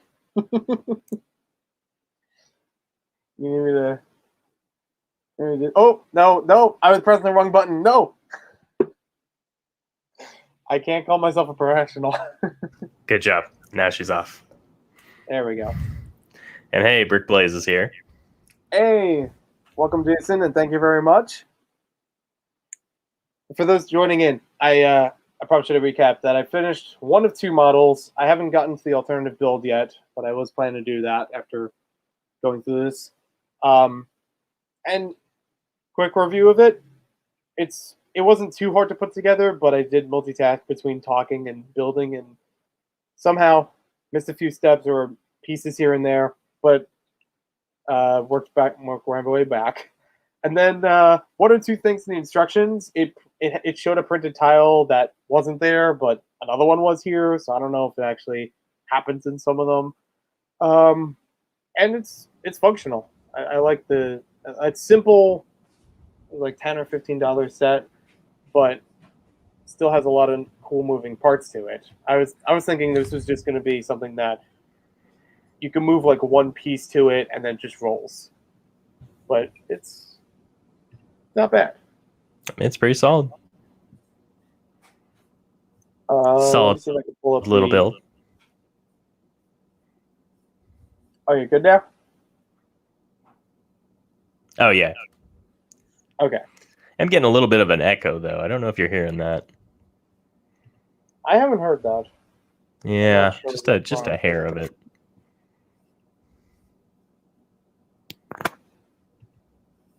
So, ready to open up the next one? I'm gonna, I just downloaded the instructions to do the alternative. Oh, it needs an app. Great. Why? Why? I don't know why they couldn't just be on the site. Are they? Well, what are you gonna do? I mean, isn't there a service that just uploads instructions? Isn't that a thing? Yeah, I didn't know if they did it for anything recent because this came out this year, so I don't know how recently they might have updated that. Let me check. Well, I ran out of space on my phone, and now I deleted Instagram in order to try to download the Lego Building Instructions app because it has like the QR code on it, so I just scanned that, and I'm like, oh, it brings up the app, not the page itself. What's taking up all the space on your phone? Probably other videos that I haven't worked on yet. There's a lot of videos that have been sitting almost for a year that I haven't fully developed yet, and I just need to try to get back into that. Some of them I feel really bad, I'll be honest, because I've either promised that I was going to upload this video or teased about it. So it's like, where is it? And then one or two that I worked with somebody last February, and nothing's come of that yet. So I'm like, I really need to get something up about that because I know they've asked a few times. And yeah, I do a lot. I've done not only recording on my phone, but I've also done a lot of editing. Like I said, there's a lot of free programs now, and one that I used early on when I had the iPod, I used iMovie, but I had to pay for it, which I felt really weird because I know that for Macs and things, it usually comes with a computer. So I don't know why it wasn't available right out the gate from an iPod when, the only way you could get it was from one of those kinds of devices. But I had that for a while. I could still use that if I wanted to, or just use it on the computer. Then I had, I think it was AFall Man that told me about, or like he had a video of like phone apps that he uses for photos and videos. He told me about QCut Pro, which is much better for layering. So it gives me a lot more options to use for the editor, and I've stuck with that pretty much since, like for many years. And problem is right now I don't have that downloaded on here because there's so much other stuff. So it's like I need to put it into a backup drive or something and then be able to edit on here, or put it in the backup drive and just put it on the computer to work on. So I'm just impressed you're editing on your phone. Yeah. I don't know, maybe. That's also why I haven't done too many video stuff lately. I'm like, well, there's one or two that I record. I don't need to edit a lot for it. I probably should put like intro, outro kind of stuff in there either way. But some of it, I was just too excited. I'm like, yeah, I want to share about 4 giant Duplo trucks that I got, or that I now own, and probably only matters to me, but still fun to share about. So just, hit record and then upload it afterwards. Right. And then there's just some videos that I know are going to take a lot more to put together. I've done a few video series where I basically have to make everything from scratch. Nothing to actually record in view unless it's for like a few seconds of B-roll or something. Almost like game theory, but with Lego. That's how most people describe it. Is Brick Theory. That was a series I started 2017 or so, and periodically I've put out more videos about it, where I basically looking at the Lego world itself, any of the stories that they've had in the themes, or any of the media, like the video games or whatever, and trying to understand it better or connect it to other things. So, like, I want to say around this time last year, I had a video I put out where I look at the old Lego Divers theme, and I notice that there's a couple of shipwreck pieces in there. So like treasure maps, pirate swords, treasure itself, and like steering wheels and things like that. I'm like, can you actually determine what Lego Pirates it was based on, or like are they even connected in any way? Or is it just, oh, we had the parts available and just not making anything in depth, no pun intended, for a story? So I actually went through of like researching the pieces themselves and connecting it with the ships, even using the background art of the of the boxes to say like, oh, it looks like this, like the Barracuda, whatever, or the Caribbean Clipper, or whatever it was. Right. And even cross-referencing it with other themes, where I'm like, okay, so there's treasure that they have like gems, but then some of the sets have just 1x1 studs, like just like round plates or whatever. Why would that be a thing? And like, because the pirate sets didn't have them, but one or two did, just not as a ship. And then I found there's a whole bunch of sets from the castle theme, because they didn't have the gems, they didn't make that mold or whatever yet, so they just used those pieces. And I'm like, okay, so it's like pirates that stole treasure that used to belong to the castle, and after the pirates happened, the divers. So it's like literally making a timeline out of all these Lego themes. Unified Lego theory. Yeah, and that by itself has been a dog.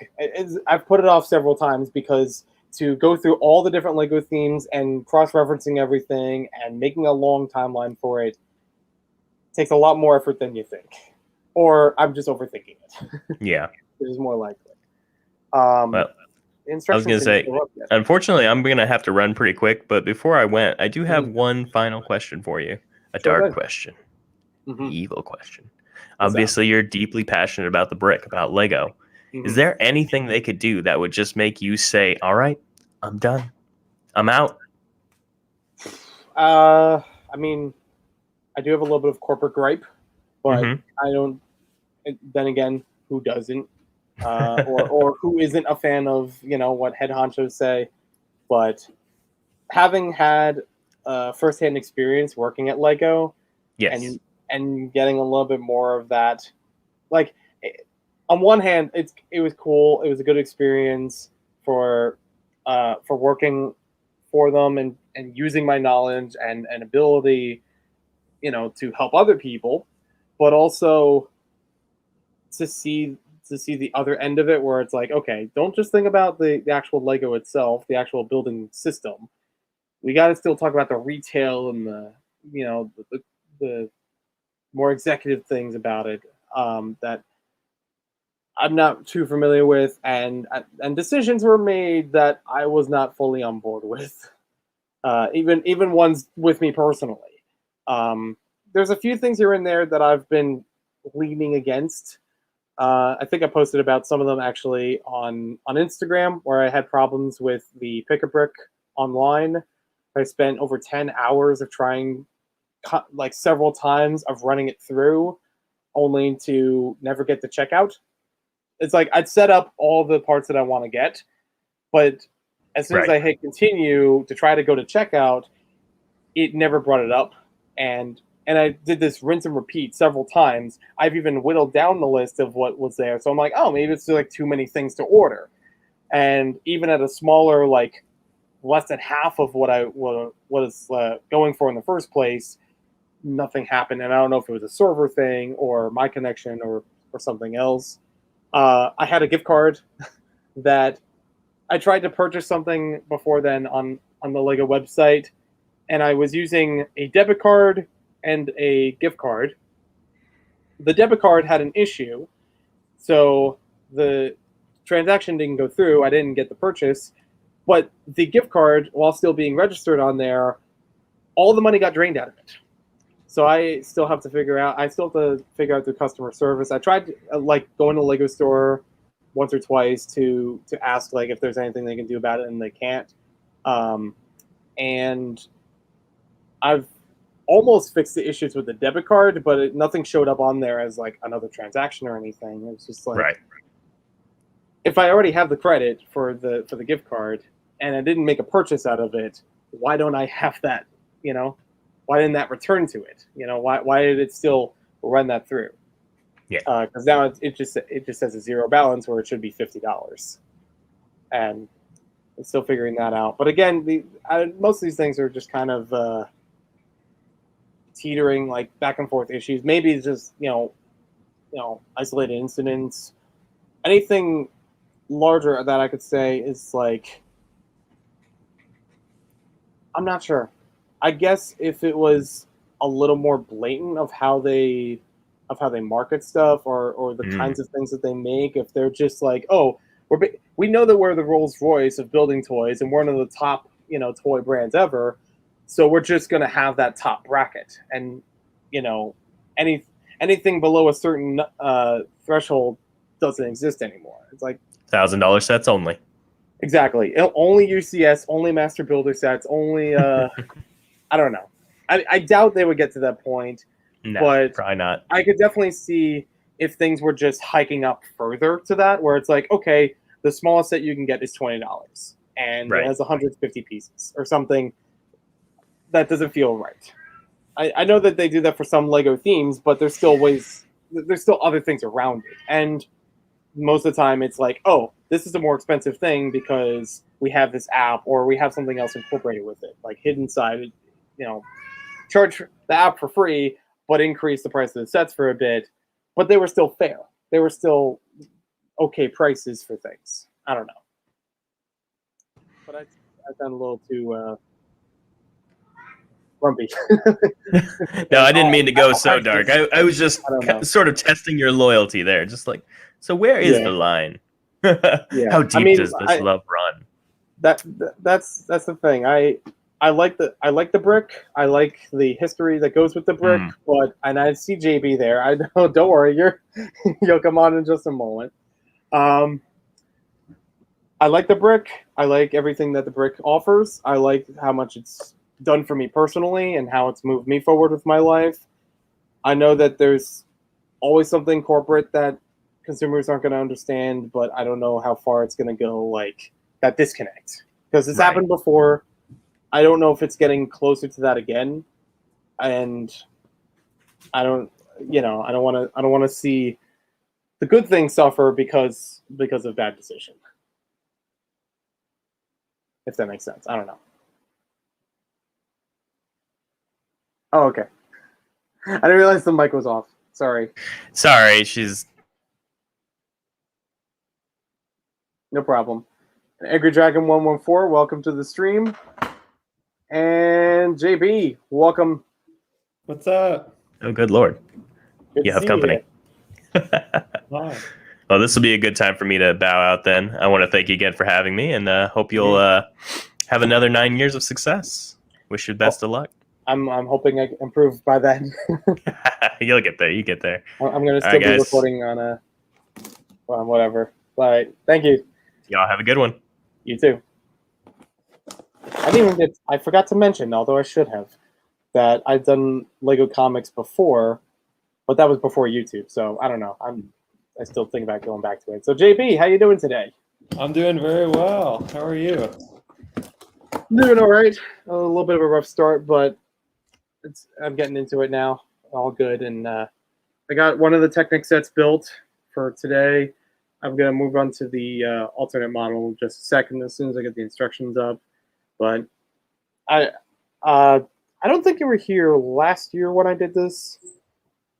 And so to catch up on that, I normally don't build Technic, so I usually put this as part of the anniversary. It's like I challenge myself of building even the smaller or sometimes gradually go to larger Technic sets to understand that better, maybe try to incorporate it to other things I could build. Your mic on? The screen looks a little frozen.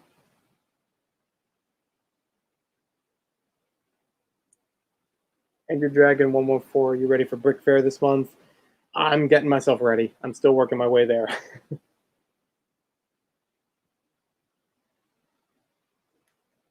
And Brick Blaze, I'll be pestering them daily. Yeah, I should get back to it. And I know that JB also said just to go to customer service, so I just need to Need to get myself in gear for that. Oh, I don't know what happened there. I'm back. No, something happened with my internet, so I switched to hotspot. Oh, okay. We should be good now. All right. But yeah, no, I was saying I thought for whatever reason I had in my head that you were starting at 1 p.m. and I checked my calendar. I'm like, oh shoot, Joey's on stream. So I Yeah, it's all good. came down. I literally woke up at 10 o'clock exactly today. Oh, So we already had like a 15-20 minute delay just to set up everything. yeah. So we're all good there. We won't mention bananas and pajamas again.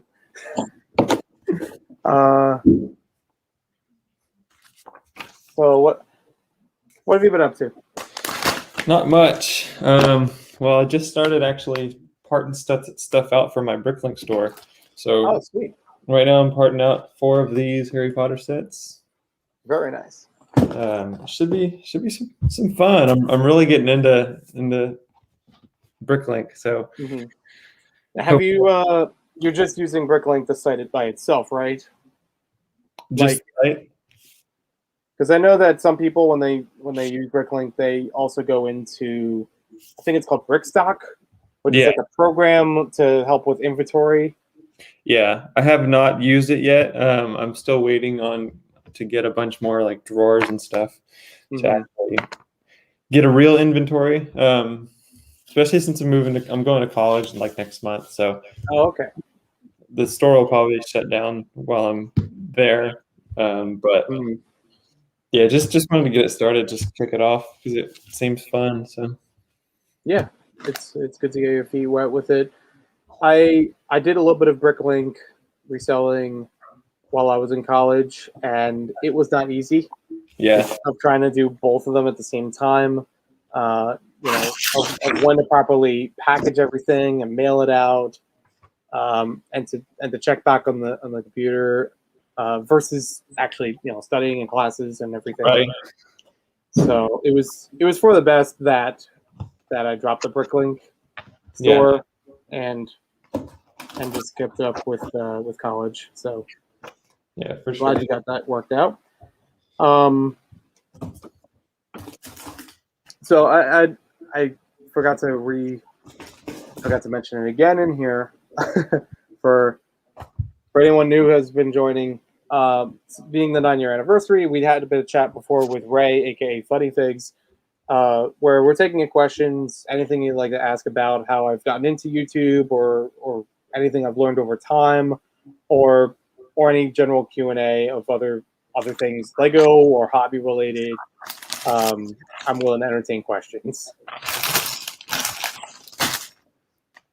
We've gone back and forth through a couple different things. We had a tangent for a while about Star Wars and a couple other things. I talked about how I started the YouTube channel and a little bit of my theater and public presentation experience. Nice. That got me into this. Yeah, I did theater as well. Most of the theater I did was actually through just middle school. I tried to do some in high school, but most of the parts were already taken, or they were for smaller scale plays, so they didn't need a lot of characters. Right. So most of the time, if I wasn't on as a cast member, then I would be working stage crew. Yeah. So I For sure. knew how to get props back and forth and running the furniture. Oh yeah. But I still had fun with that. Still had a lot of people I enjoyed it with. There was one theater group that I did through high school and even after high school. It's a little more personal because it was sponsored by my church, and it would come up usually around like the first half of the year. That I was in high school, anyone was eligible to be as part of the cast directly, and it didn't require any kind of experience or anything like that because you didn't have to memorize lines. It was mostly pantomime, and just following the rhythm of the play itself. Most of it was already like as a pre-recording of the music and the narration, So it was just getting the mannerisms down and movements back and forth properly.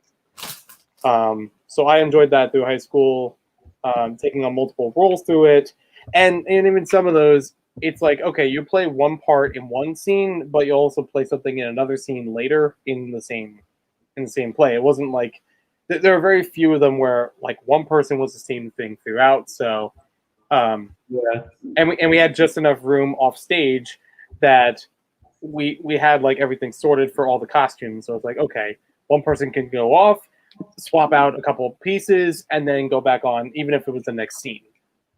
So that was fun. And later, after high school, I was eligible to do that as stage crew. Basically, I even during it, it's like, okay, I could learn how to do the lights or any of the actual setup of the stage. And I did that after high school for, I forget how many years, but let's just say a lot of years. Yeah. But being a part of the production itself, I have been a part of it consistently for 10 years, up to basically last year or so. Wow. Okay. Like we had like a few of the performances we were able to do early on before the shutdown, Mhm. and then after that point, it just didn't come back. And some interest was coming back this year, or at least like keeping things in the loop, figuring out, okay, here, if we're going to get to do anything for this, or make up for lost time or whatever. But now that I've moved, it's not an option for me really to be part of it, because I'm going to have to travel much more to help with it. Right. So, and I'm sure that they will have someone else that can fill in that role. Like they've had a couple people in the past, so it's bittersweet, but it was still a good experience for theater. Yeah.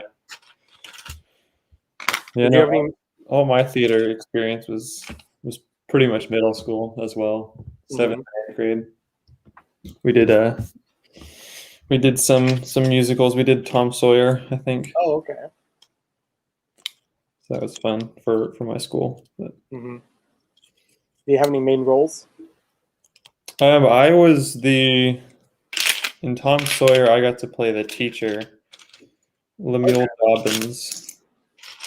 Even though I was a 14-year-old, it had to play an older teacher, so they put a big mustache on me and old man makeup. So that was fun. But Oh, that's cool.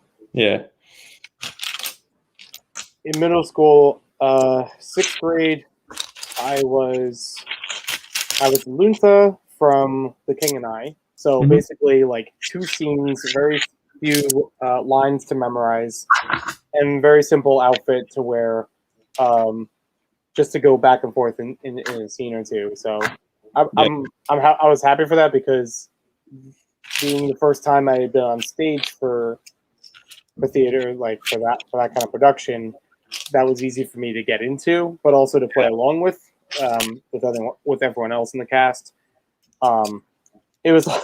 I remember we had two nights of performances in my school, and I forget which one it was, either the first or second, that I was supposed to show up on stage, talk with a character for like a few lines, and then another character was supposed to be there, like show up, and then I would go away. Yeah. The other character didn't show up. like basically just dead silence after one of our lines, and I just looked off to the side of the stage where the director was, and she just kind of like shooed me off. I was just like, okay, I'm just gonna run. And then as I was leaving to go to the backstage, the other person started walking up, and it's like, oh, what scene are we on? And I just said, the scene just ended. And Right. she just had a washed look over her face, like, oh no, I missed it. Yeah. No, in Tom Sawyer there was a scene where Tom and Becky were walking to school or something. Mhm. They were chit chatting, and I was supposed to come in as the teacher and ring the bell. I was supposed to be like Mhm. ring the bell. I was ring the bell and then be like 5 minutes, kids or whatever, and then walk Right. off, just to give them a cue to finish the scene. I Mhm. never went on stage. I completely forgot. So I'm standing there watching, like, or listening from the backstage, Yep. and I just hear like an awkward silence, Mhm. and then Tom and Becky are just like, "Well, let's go to school."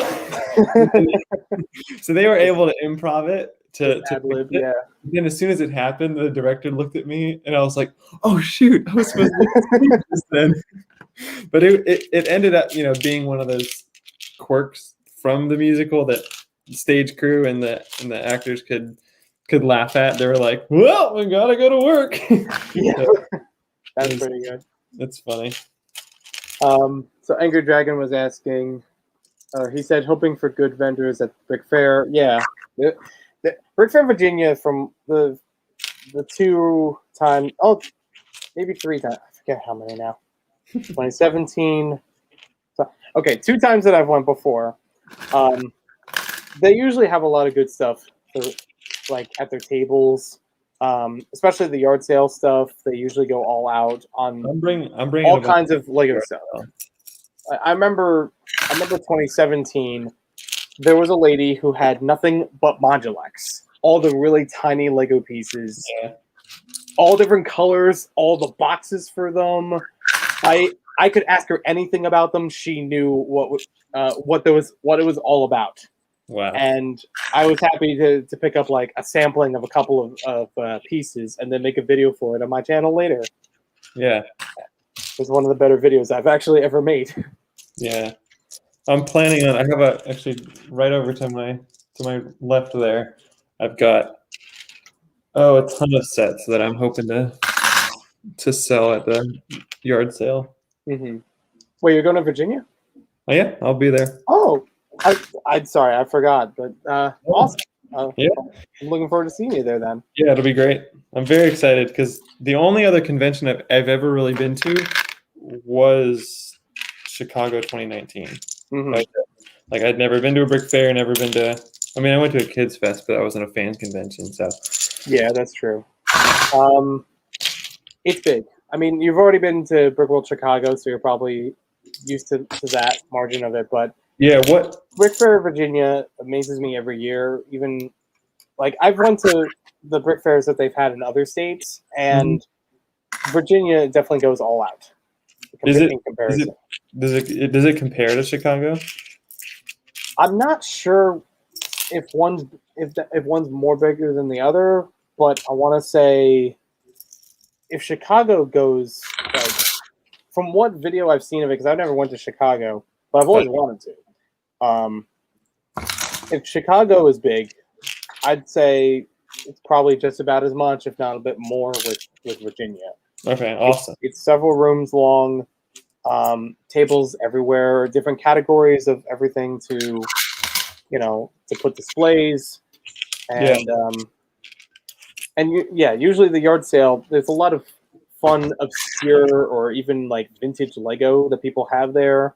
I've seen wooden Lego there before. Really? Yeah, I've seen like product catalogs that are only for retailers. So a lot of stuff. I remember one year. I forget which year it was. I think 17. That I went to one of the tables. I found these large Lego playmats. I've never seen them before, and a bunch of people were actually looking into them, like curious about what these things were and where they came from, or anything like that. When somebody asked about the price of them, and it was well over $100 because it wasn't listed on anywhere on Bricklink. Like nobody else had it up for sale, so they could justify the price being so high. So many people walked away after that. Oh no! Like immediately, like nope, not interested, not looking for it. That's funny. And me and myself included. Then smash cut to within that year or almost a year later, I was able to trade a bunch of video games, and that's how I got the Futuron monorail nearly complete, and 2 of those playmats. And I was just like, good, this is even better than I expected. Yeah. So okay, so I actually do have some questions about the yard sale. Okay. Oh, quick thing. Brick Blaze is gonna head out. Have a good day. See you, Brick Blaze. Take care. Yeah. So like, I mean, how big is it, and do vendors buy off you to flip to the public then the day after, or? So vendors will usually set up early, and you can, and they will, and sometimes they'll be available for, you know, for any sales before the public. Right. The yard sale is generally just for the exhibitors and other vendors to be a part of. Like, it's done outside of public hours. No, right. That's what I mean. Because like I remember in Chicago 2019, we did a small yard sale, and it was only like maybe 6 to 8 round tables or something. It was really small.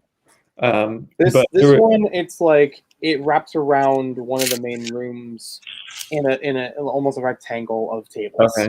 Yeah. Well, so I remember vendors like there were, the people who have the humongous shops that sell for overpriced to the public were going around, and because people were just trying to get rid of stuff, they were haggling and buying big, just bulk bins of stuff. Does that happen there? That happens sometimes. There are definitely plenty of people who are just there to exhibit that they set up shop, and they'll just have a bunch of figures or sets and whatever. Haggling is encouraged. They definitely have a bunch of that, depending on the person. I want to say, I don't know if they ever have like bulk pieces. I think that's more of just the vendor kind of thing. Yeah. No. So, I mean, vendors, they might still have shops set up while the yard sale is going on, but they already have their tables. They're not going to take from that other space. And I don't remember if there's any kind of fee for anyone to set up there, or if it's just a first come first serve. I think this year you have to pay for a table. It's like $5 or something for a table. Okay. Or something. But I mean, I've got like I'm just trying to get rid of my backlog of sets that I don't really want. So I got like Ant-Man. I mean, old Star Wars stuff, some big packs, some booster stuff that I'm looking to sell. Yep. The whole collection of 20th anniversary Star Wars sets, including poly bags and stuff. I mean, BB-8 chess sets, the Comic-Con exclusive, some sealed Galador, of course. But I would not expect that you had sealed Galador. Oh, you want one? I got Gorm and Nick Bluetooth Deluxe. I'm gonna have to think about it, but I know those will go fast. I'd be happy. Really? Should I bring all of them? Yeah, I mean, I kid you not, there are Galador fans every time I've been to Brickford, Virginia, and the moment that they show up, somebody will pick them up. I want to say that there's one or two like very devoted fans, like they'll have a shirt or something, and it's like very, very clear. But I have no idea if they're going this year. Yeah, but I know that it still makes its rounds. It still comes up. 2018, the actor who played Nick Bluetooth on the TV show for Galador was there at the panel. Wow. So he did actually have a presentation. I think it's on YouTube, and they did have available all of the sets with him, and he talked about his experience for acting with the show and other projects that he's done before and after the show. Yeah, and he was very, very kind. I didn't unfortunately get to go that time because I had a bunch of conflicts, especially with vacation. So I was lucky that Kevin decided to get an autographed photo or so from Nick, or the actor's name was Matthew. From Matthew, with like him in costume, or one of the Galador artwork or something like that. He autographed it and sent it to me in the mail. That's amazing. So I really do wish I got to meet him. Yeah.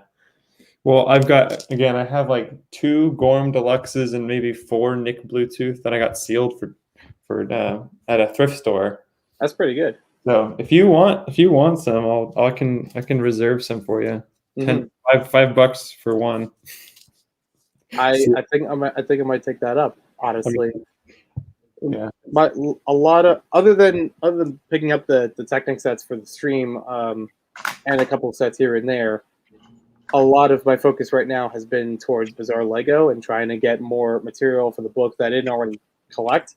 So something like that with the sealed Galador would be much better to photograph. Even though I have several of the figures, it is still good seeing them in the package too, and just having that addition of like the different types of packaging Lego has done over the years too. I've mentioned about it in the book, but don't have a lot of sources or don't have a lot of like products, in hand to show for that. Where it's like, okay, you just have like the box sets in various sizes, but what about like the multi packs? I have maybe one of them. The canisters for like Bionicle or Sport. Just in general, multi packs and stuff. I've got a City and a Friends multi pack. If you want that too. Oh yeah. Oh, like the okay, I remember those now. There was the City pack. It had like all five $10 sets in it or whatever with the whole minifigure lineup. It's pretty cool. And then I've got the Lego toothbrushes. I've got the little like the red and white pod set that has like the bugs in it or something. I'm trying to remember. Is it the X Pods or the? Yeah, the X Pods. Yeah. Okay. So I've got one of those still sealed in the package too. Okay. I've got some weird stuff. I mean, I didn't know people would want to buy that because now I can bring the rest of my closet. Yeah, I mean, if you can haul it, then I'm sure you'll find a home. I'm driving, yeah, so that'll work. It'll be a really long drive, but I have a very expensive car. There you go. I'm carpooling, so there's a cap as to how much I could bring, but it's still figuring things out between what I want to have for displays. I don't have anything set up for the yard sale. I'm not gonna go that way with it, but I still want to have other stuff around in case for like trades or something else. Right. I want to say, I'm trying to think what else. Oh, so that was one of the. And funny we mentioned X-Pods. When I saw, I went up to Connecticut yesterday to visit Kevin, see how things are going, to catch up on things. But also, he let me peruse the Lego collection as well. And in that, that's what I said was one of the priorities was going through was our Lego kind of stuff. So, and with his years of experience, there's bound to be some stuff. Yeah. One of the things that he showed me was at the time when the X-Pods were a thing, they had this small lanyard that you could attach, basically like a belt loop, so that you could carry around the X-Pod on the go. like an available product that I vaguely remember.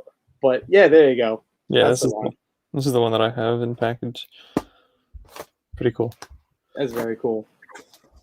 So yeah, that would definitely be up my alley, and I've still been writing more of the book and trying to revise sections of it back and forth. I've also been working with someone else who is very knowledgeable about Lego stick and lifts. Those are fun to see. I've got the Western one, and I have the diving one. I did pick up the diving one. Yeah, so, this one's cool. But I don't remember, if it had the same back to it. I also have you probably have it, the Bionicle game. Yes, that one I got. This it's brand new. Like the pieces haven't been taken out. The cards haven't been unboxed.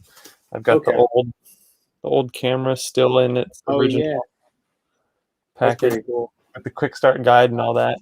I've been slowly collecting weird Lego stuff too, but yeah, all good finds. Yeah, those will definitely be a market for those at Brick Fair. Nice. Even if it's not me. That's good to know. Before said he's looking for trains. I have seen trains come up a few times at Brick Fair before, and I think he's seen them there too. I want to say that somebody got a Metroliner there one year. It was pretty good. Think they will use both rooms. Probably will. Is Joseph? Is Jabbo going? I don't know. I don't remember hearing if he is, and I know before any times before COVID, I don't think he's went to Brick Fair, but he's went to Philly Brick Fest. Okay. And or if he's went to Brick Fair, it would be like Brick Fair, Alabama, not the Virginia one, because that's even further south, but closer to him. And yeah, I remember seeing a lot of people there that normally go for Brick Fair, Alabama over Virginia because it's closer. Have been at a good price. That's true. There was one year that I saw a bunch of Lego trains at Philly Brick Fest at the yard sale, and I remember this was at a time where I was helping someone try to find the Emerald Knight. They had two of them there that were used. One of them a bit more complete than the other, but still noticeably missing of pieces, and still had a good price to it. I think it only had like a handful of pieces were missing, and one of the magnets, but still had the wheel, still had everything else intact. The stickers were already applied, and I tried to find some of the missing pieces, and send it off to that person, and they reimbursed me. So they're now the proud owner of an Emerald Knight. Nice. And I think they've even worked on it a bit more after that to get its complete status. That set is phenomenal. It was a fun build. Because I did actually take it apart, try to like make sure that everything was there. And when I rebuilt it, I really enjoyed it. Yeah. I'm trying to find Angry Dragon's question from earlier. I saw it, but I didn't get to respond to it. Oh, there it is. So Angry Dragon asked before, did you ever find that stream with a random girl? So this is one of those infamous moments, one of the highlights that I've ever had on YouTube. I had a live stream several years ago, and it had an invite link in the description of the live stream. Because I was like, oh, it's just casually building, here to chat with people, and you're welcome to join, Probably shouldn't have put the invite link there, because there was one person that, and this was in Google Hangouts time, or whatever they called it before that. So it wasn't like StreamYard now, where it's like if you click on the invite link and then you have to wait in the back room or green room or whatever, right, to actually be public. It's like, no, you click that link and you allow for camera and mic, you're on, same as everybody else. So somebody did that they clicked the link, and they just started twerking. They like, the only thing on their screen was that their back was showing, couldn't get a face out of it, and they were just twerking on stream. It wasn't anyone in the community, as far as I know. It's a person I've never met before, or didn't recognize the username, and didn't take long before I tried to remove it. Oh no! And then again, like removing the link from the description, so it didn't happen again. Yeah. So it became infamously known as the twerk stream. I have it archived, but I still haven't found it yet because it's been several years, and I don't know if it got saved. Like, I don't know if at that time that YouTube would have saved it, or if something happened in between. So I'm still looking for that footage, just as a highlight reel kind of thing. That is hilarious. Mm-hmm. Was it was a real person? It wasn't like someone had a video up or something? I think it was a real person. It didn't sound like that they had a video running and just holding it up to the camera or anything. Right. Like, the audio still sounded... It sounded decent. It sounded okay, like anybody else. Yeah. But it didn't have like that layer to it. I don't know. That is so funny. But yeah, that was the biggest troll I ever had on live stream. It was fun.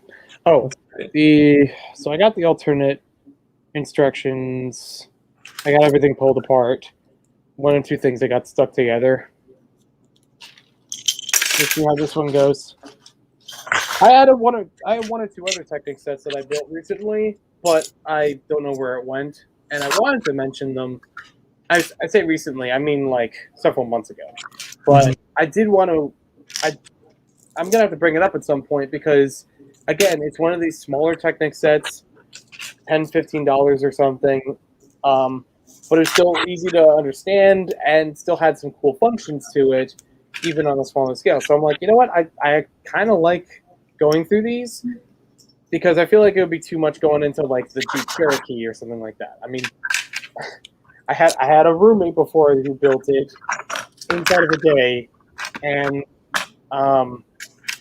rarely built with Lego, but was but really enjoyed it. I'm like, I don't know if I'd go to the point of a really big model that only does one or two things. Like I don't even remember if it steers. I think it just has like the winch on it or something, and then rolls. So, but I do want to try to work more with Technic in general because I've always wanted to do like a great ball contraption. I went to Brick Fair, Alabama last year before the shutdown, and finally was able to like join one of their workshops for it. Oh, okay. So it's basically like you pay a fee in advance to be a part of the workshop, and you could they'll give you like a box set with instructions in it, like all custom made, all like picked themselves.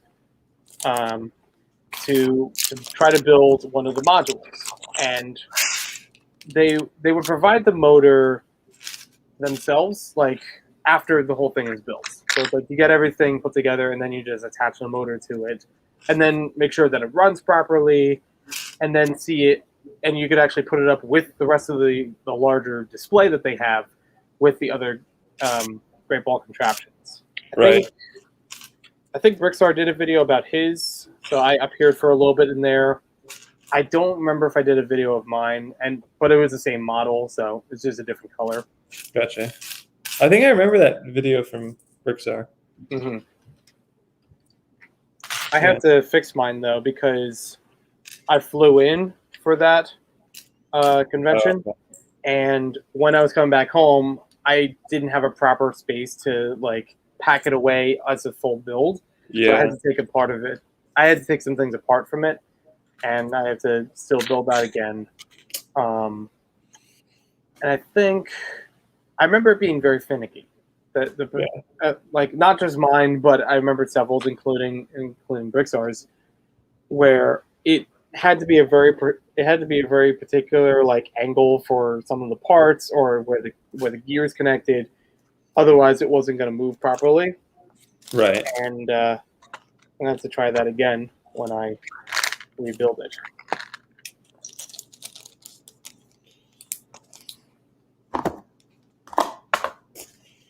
I was thinking like things like this might get me into the way of trying to build, or at least get more familiar with the pieces and how they can be set up. Because if you hand me a box of Technic pieces with no instructions, I don't know how to make a frame out of them. I don't know how to work everything in to make it move or to even stay together.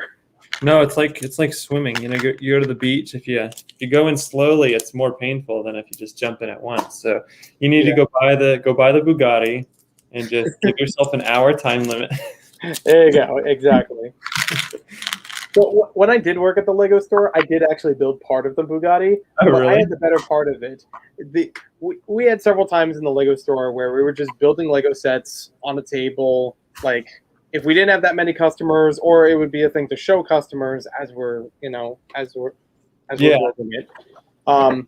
But the leg of it that I had to build was just the exterior. It was just like the doors, the hood, all the mechanical stuff was already done. Gotcha. So I got lucky to just have the simpler part of just covering it up to make it look nice and move around. Yeah. And I think I had something similar to that when we were building the creator expert Aston Martin from James Bond, where most of the structure was already done, but it still functioned. It still had like a couple things built into it that could pop up. Yeah. It was fun to try that out too. How recently did you work at Lego?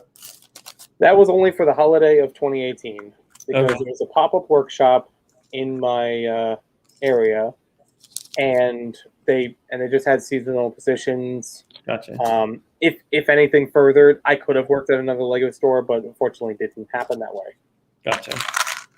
Yeah, I've thought about, because my closest Lego store is an hour away. Mm-hmm. So I've thought about like maybe seeing if they would hire me part-time for weekends. Like I just go on weekends and work, because I don't want to drive an hour to work every single day. Yeah. But the thing was, it's like I buy so much Lego that discount, it's like that would offset the gas. That would offset travel time. Like it's just the sheer number of stuff that I buy is nuts. So yeah, that's very true. It's definitely a good perk while being there. yeah, It's part of the reasoning that I had with the following year in 2019 when I worked at a Legoland Discovery Center. okay, Because it's like, okay, this is almost an hour or so drive, and there's a bit with tolls and bridges, and not only gas and just having food available, but I'm working there for a longer shift, so I can make up for that. right, yeah. And I see Alyssa's here. Thank you for joining me, and thank you for the happy anniversary.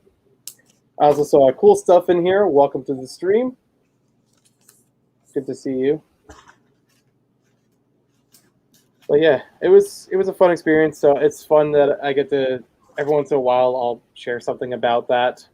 I did actually build the Lego store that I worked in out of Lego.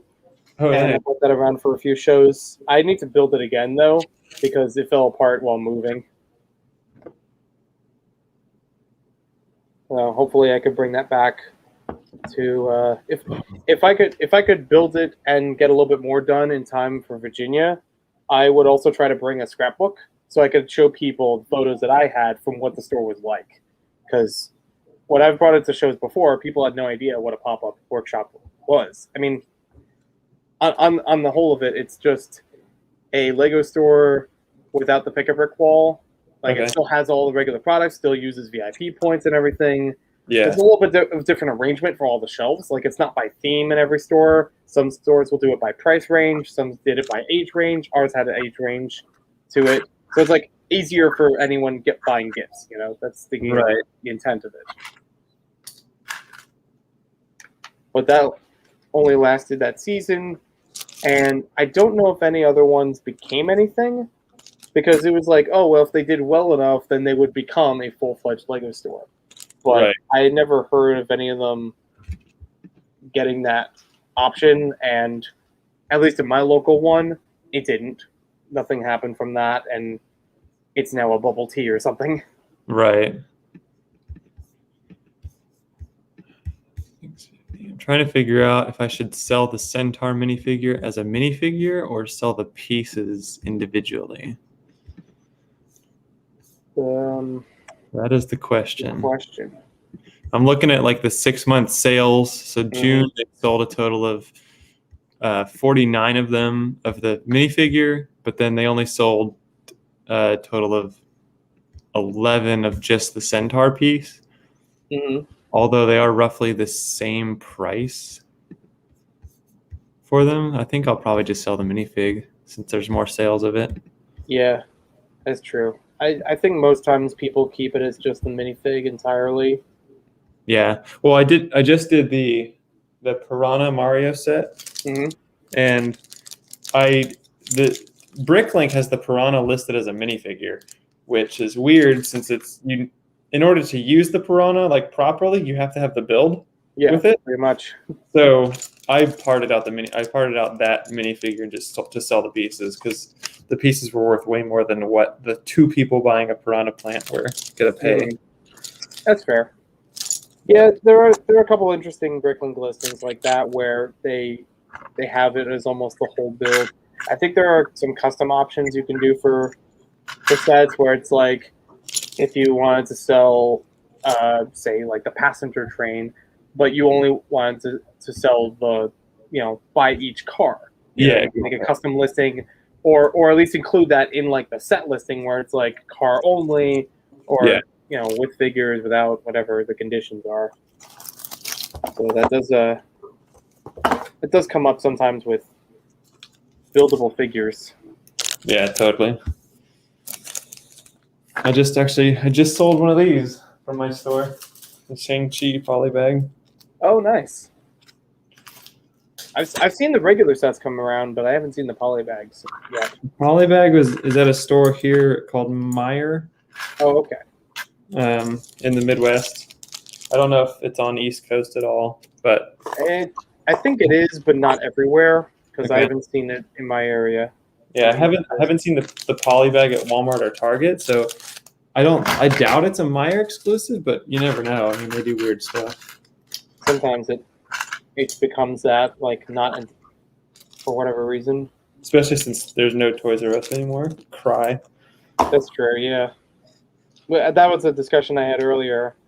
Was about like I've had a bunch of different video projects, and I've tried to start up some, but they've been delayed indefinitely. One of them being a documentary about Toys R Us, or like, you know, my upbringing with it and what it meant a lot to me and Yeah. other people that I had known. It kept getting pushed off because Toys R Us came back briefly in 2019, only to go away again in 2021. So I'm like, I gotta have to add more in there about it and the footage to go along with it, because I had Yeah. some recorded at that time. And Kirk says, many great memories have been born at conventions, like the infamous bag number 5 and hashtag all the stickers. I remember it, but I can't remember everything about it. That does sound familiar, though. It sounds like a set draft reference. I don't know. I think so. I wouldn't. Well, we had Galador Yoga at a convention. What the heck?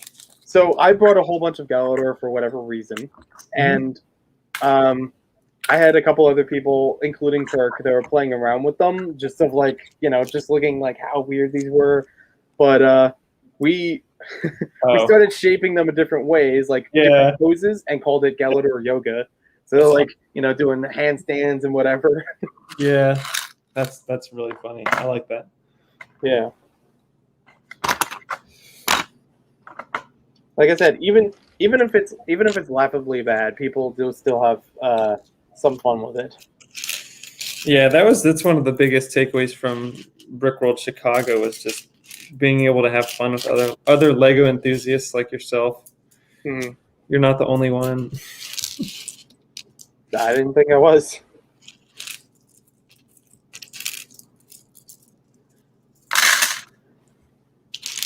Oh, that's an interesting way of steering. Is it? I guess it's steering. What is it using? Again, like something I wouldn't have thought of putting together, but apparently this by itself is how I could like move it left and right. Did you center the gears to make sure it can turn to the right or left? Let me see. Or at least like have the axles straight, because it didn't look like it was turning to the left at all. If I'm holding it like that, it's weird because the gears kind of rest on an angle. So, like at default, if the wheels are facing forward, then the gears are sitting at a little bit of an angle. So it's kind of hard to get like the one with the red piece on it to grade. I mean, I'm sure there's plenty more to this that it probably won't matter. Like it'll just have like a knob or something on top, but right. But as long as it's spinning or turning correctly. Yeah, and I love that.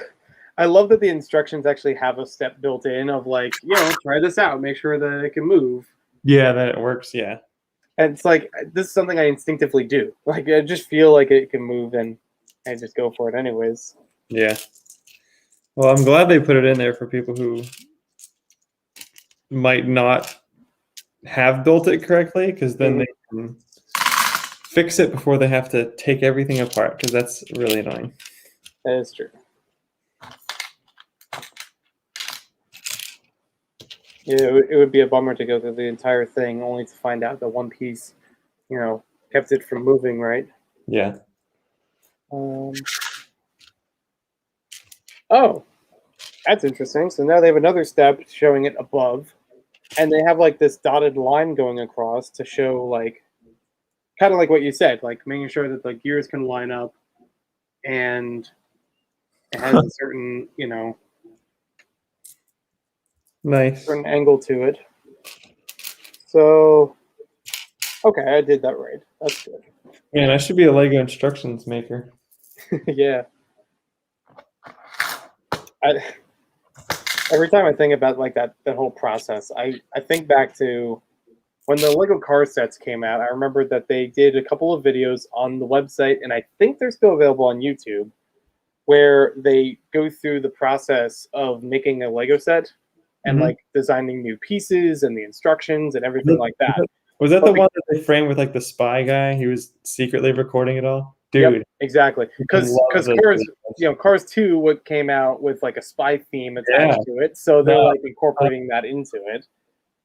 And yeah, Those that videos. Oh my word. those are great. They're so corny, but they were fun. I think as a kid I couldn't tell if it was a joke or not. Hmm. But oh man, looking back at that, wow. Those type of things are the things that make me want to be a product designer because Yeah. of how much fun the staff gets to have with each other. That's Man. true. That's just awesome. Thanks for reminding me about that. I want to go watch those after. I want to watch those again too. Honestly, I also think about that with the any of the designer videos. Oh 'Cause yeah. sometimes they get like fully into outfit with them. I love how they set up the background, Oh, like yeah. relating to the set. 100%. I hands down the haunted house one has to be my favorite though, Yeah. because there were multiple designers that were all in outfit. They were all appropriately outfitted for what the set was about, and Yes. like the adventurers references in it. And it convinced me from the set looks cool to I want to buy it day one. Oh That's no. a big leap that I don't normally take. Dude, no, same. Like that set is very, very cool, but it's honestly one of my top 5 best sets of all time. And I Mhm. think that's in part because of the designer video. Because I know Weird. like the backstory, because I know some of the fun things that they added, like that just makes the set 10 times better. 100%. I'm with you. Definitely. It's so good. Because not only could they actually have that open option to have fun with it, but also I could tell that they were personally connected to it, that they actually enjoyed the process, that they had a lot of passion for making this thing, having it come out, and now it sits up there on the shelf. Yeah. Well, and the other thing was Proudly. the 2 references to Tiago. And Yeah. I was like, I know that guy. That guy's my friend. It's like that's so cool. I haven't gotten to friends with him yet, but every once in a while he might respond to something I say. Yeah. But that is still cool. I did modify mine a little bit. So Okay. in the graveyard, I knew I had this piece available. I have a printed version of the ship or the bottle piece from the Pirates of the Caribbean series because they used to have a bunch of like ship in a bottles. Yeah. So I took one of those, added like a few studs on the end of it to look like the cap, and placed it right next to the gravesite. Nice. So it matches up with the signature that he had there. Hey, and that could also even be a reference to the double reference Inception. The first haunted mansion from the Monster Fighter series had a ship in a bottle on the fireplace mantle. Oh, you're right. I forgot about that. I wasn't even thinking about that, but that makes a lot. That makes it even even better. Reference Inception.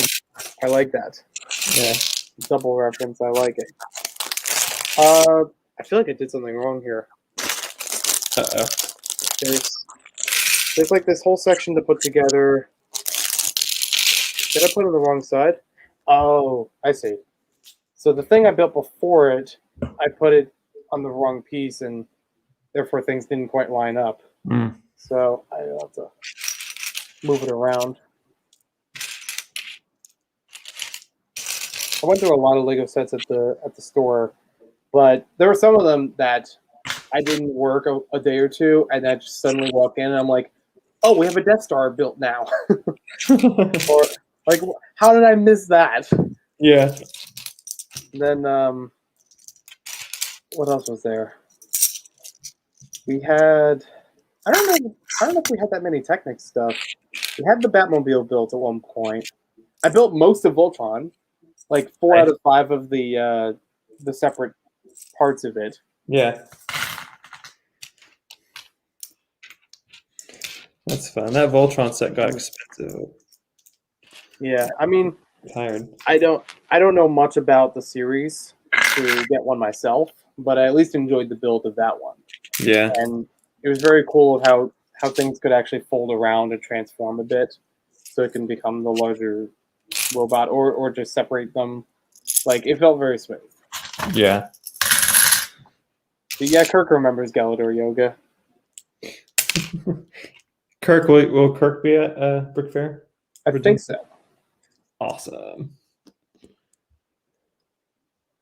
And Angry Dragon, I don't know what my dinner plans are, but I'm around. I never know. I mean, I feel like with Brick Fair dinners, it just happens. People just decide you want to go to Chick-fil-A, and they just go, you know, or if they want to go somewhere more than that. In 2019, Kevin took me, Brian, and someone else that was also working with us, Dan, to this ice cream store. It like a very chill looking place. No pun intended. It didn't have like a lot of theming to it, from what I could tell. Mm-hmm. It was like very front and center. Okay, you just walk in. There's a counter. You order your ice cream, and they'll have it ready for you. There's a couple of chairs, and then a little bit off to the side is like a hallway. I thought it was to a bathroom or something.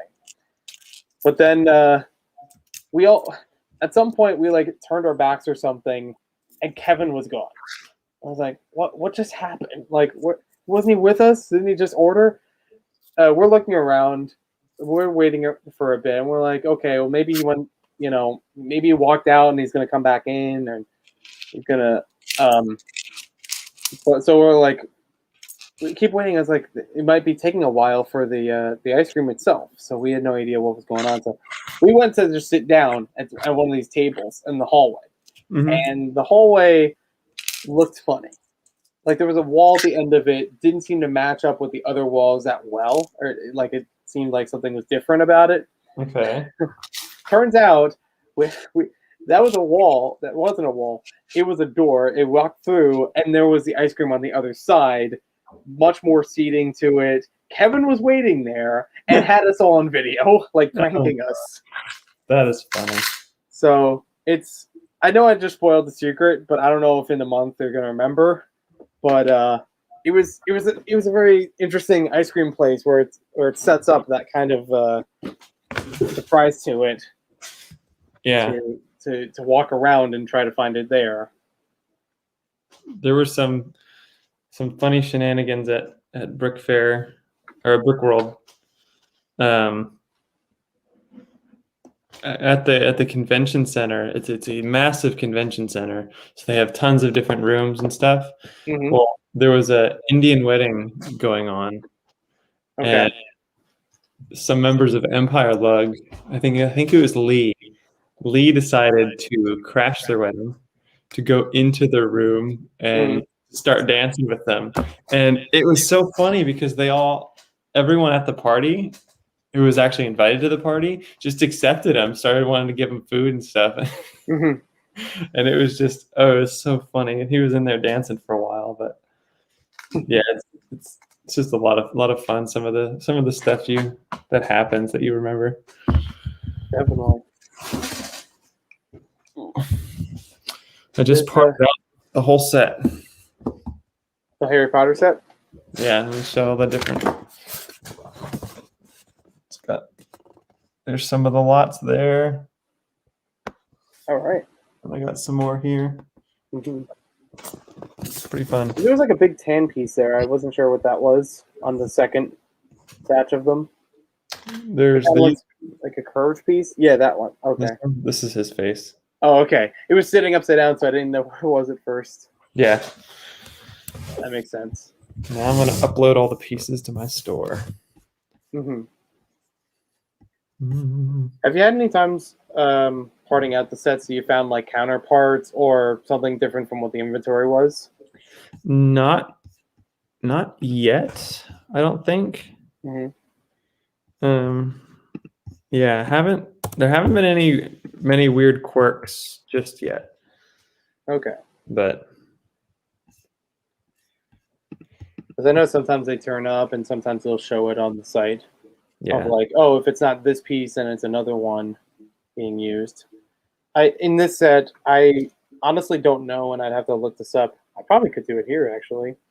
That there was a printed tile piece for like a console Hmm. that shows up in the instructions as another kind of piece. So I didn't know if that meant some copies have one or the other, or if it was, or if it's a misprint in the instructions. Yeah.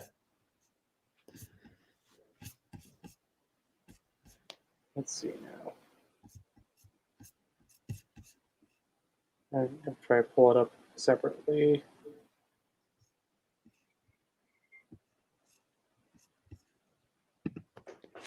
Let's see, what did I pay for these?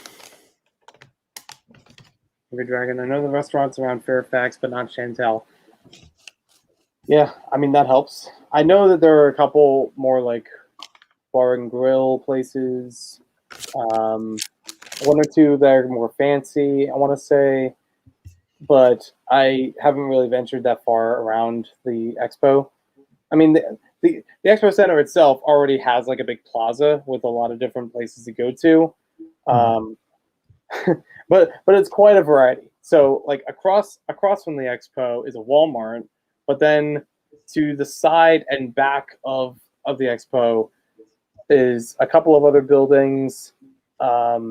That some of them not restaurants, but I think one in the end that is.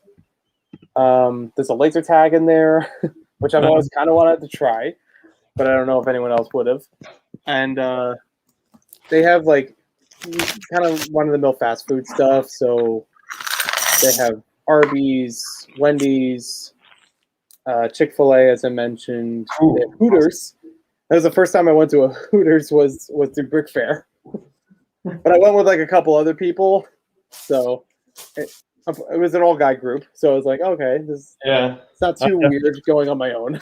I won't be going to Hooters. Yeah, I mean, I don't know if I'd go back, but not like the service was bad or anything. It just I feel really awkward with that. But what else do they have? I think a Taco Bell was in there too, and like I said, a couple other more sit-down restaurants, sometimes more fancy that I can't remember the names of off the top of my head. I know there's one that they used to go to every year as a sort of banquet, like purposefully dressing up at the end of the year, at the end of the weekend, for a certain group of people.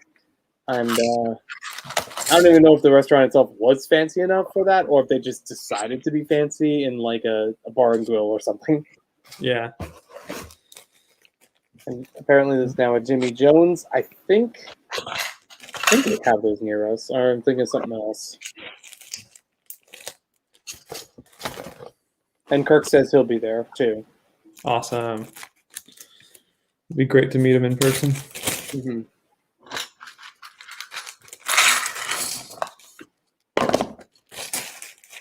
So it does show up as an alternate part. Because this is, I remember the Jane Bricks brought this up recently, but I'm sure other people have as well. Some of the Lego sets, they've changed around the tiles, the designs on them for like a different artwork. So I guess this is one of the examples I have here. This is one of the ones where it only changed for one of the tiles and not the other. Oh, I got you. Interesting. Yeah, well, it's going to show up on the screen. Yeah, I see it. These are like the alternate parts of it. Yeah, I had I bought a bunch of these books from a store here. Mm-hmm. Like these Lego books that always come with one minifigure in them. Yep.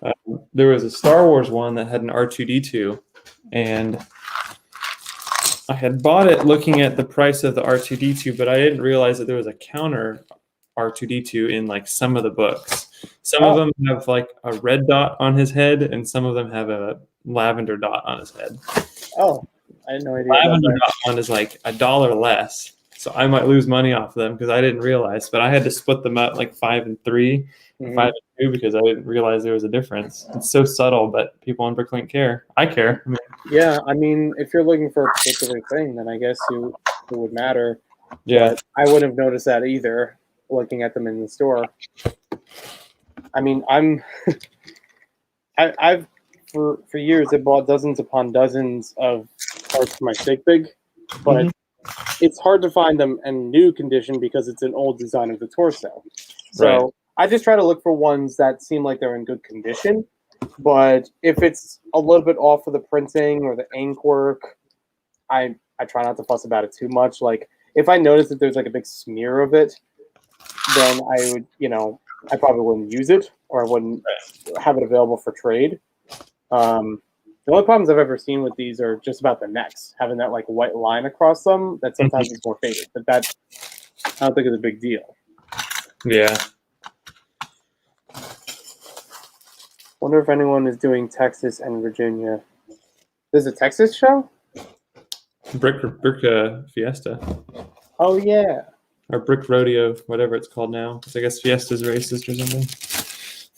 I honestly don't know. Or the only thing I've heard is that, according to Kevin, the host changes almost every year. So maybe it's just a matter of somebody dropped the ball and they're just rebranding it or something. They were like, it's a new host, it's a new convention. I don't know. We got Kirk Willison, Oh, Kirk. Christian Brick Hey, in the house. how's it going? How are And you guys doing? and we're really cooking here because we got Joseph Zawada. Welcome to the Hey. stream, buddy. Hi, Hey, Joseph. Good to see you. good to see you. I took my lunch a little bit late so I could call in. All right. I don't think I've even eaten breakfast yet, so I'm going to worry about that after the stream. What's going on? So you're outdoors or something? Oh yeah, the place where I work, I'm not allowed to have my phone with, so I had to go to my local college campus, Oh, which happens to have like a historic, like all these historic buildings. I don't know. So I'm sitting in an unshaded area because there are no benches under trees. oh, okay. That's kind of miserable, but it is what it is. I hope you don't have the heat wave as bad as we've had it here for the past few days. No, it's not completely unbearable, but Gotcha. it can be better. And Fisher Bricks, I know you've been here for a while in the chat. Is there anything you've been up to lately? Yeah, everything's been good. I was like, I can't miss joining the stream physically because this is your anniversary, and I do want to be able to get on. So yeah, I had to take care of a few things like food and other stuff. So I was like, let me get that done. But I'll watch in the meantime. Yeah, no problem. How are you guys doing? Been pretty good. Other than now that you brought up about the food, now I'm hungry. Yeah, I actually, funny enough, I actually had waffles and sausage. So Oh, there we go. I should. Yeah. You know what? I really got to gear up for next year and set up the 3-hour waffle or something. that'd be great. That That'd be one of the great. more significant things I've done.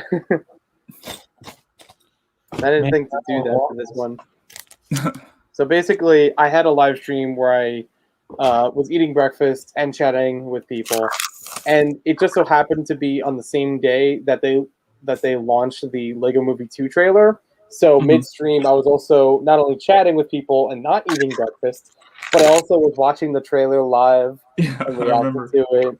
And it took 3 hours for me to finish an entire Belgian waffle that I made. I had to reheat it twice. And I remember distinctly because Brickstar actually appeared early in the stream. He said he had to go and left for a bit. He came back later. He's like, "You're still eating it?" So it was a lot of fun.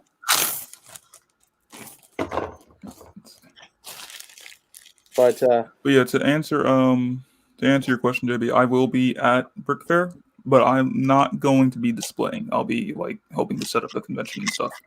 So I'll be kind of like busy throughout the days that I'm on shifts, but I'll be able to see folks and talk and hang out and stuff. But you'll be there throughout the week. But I'll be there. Yeah. Yeah, they'll Yeah, still be so- down for that. So yeah.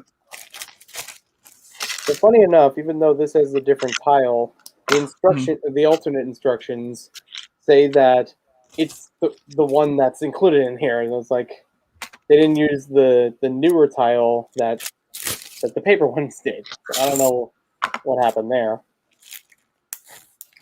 And that's the thing I've always been curious about is like they never mention that in the instructions themselves. Like, oh, if you had this piece or the other one. In fact, this one, the plot thickens. The old version of the tile shows up in the parts count, but in the model itself, when I was building it earlier, it was the new style. So I don't know what's going on. I don't know what how they designed it. That's fine. Hmm. You know what I discovered? I discovered today. I hope it's not just like out of stock, but in the new Monkey Kid set, like the weird skull thing with all the glow in the dark stuff. Oh yeah. Oh yeah. There's so that released today, but there's the candlestick piece in red, and I wanted to get a ton of those because if you have red and white ones, it's the perfect battleship, like peg, right? Oh, It yeah, looks you're right. battleship peg. So That's a great idea. I wanted to buy the red ones in bulk, like enough to fill 4 sets of ships for each panel of the game board, but it's only letting you buy 5 at a time. And it's really annoying because I don't want to pay $200 in shipping to get all of them that I need. But the reason it's saying is it's because like if I try to add more, it says you cannot exceed the quantity in the set or something. Okay. And that's never happened before because I just ordered the same day, or I guess earlier this morning, I ordered a bunch of the key tile prints, the 2x2 round from the typewriter set. Yep. I got enough letters to spell JB Brick Fanatic and subscribe because I think that's pretty good. fun. But it let me order, multiple B's, multiple I's. And there's only 1 per set. So I'm like, are you just out of stock or are you actually now limiting? How do you say that? I don't know. Per set. Because I guess there's only 4 inside that, or 4 or 5 inside that Monkey Kid mech set. Or maybe there's only 1 or 2. I'm not sure. But I was really upset. I haven't looked at the set closely yet for how many are in there. But yeah, I've never seen that before. And like I've gone through Pick a Brick a few times just seeing like what parts were available on there. Yeah. But even just setting up a faux cart before I, even if I wasn't checking out and before the issues I had recently, I don't remember them saying anything about cannot exceed the number in the set. So maybe they are keeping it for a few of them for some reason, or maybe they can't produce a certain number of them yet. I'm hoping they're just sold out. They just didn't have enough to actually send, but also makes me. I don't know if that also means that it's the only set that has them, or if there's a way to get them through another set. It is currently the only set that has them, and I was actually able to work the system. I added it.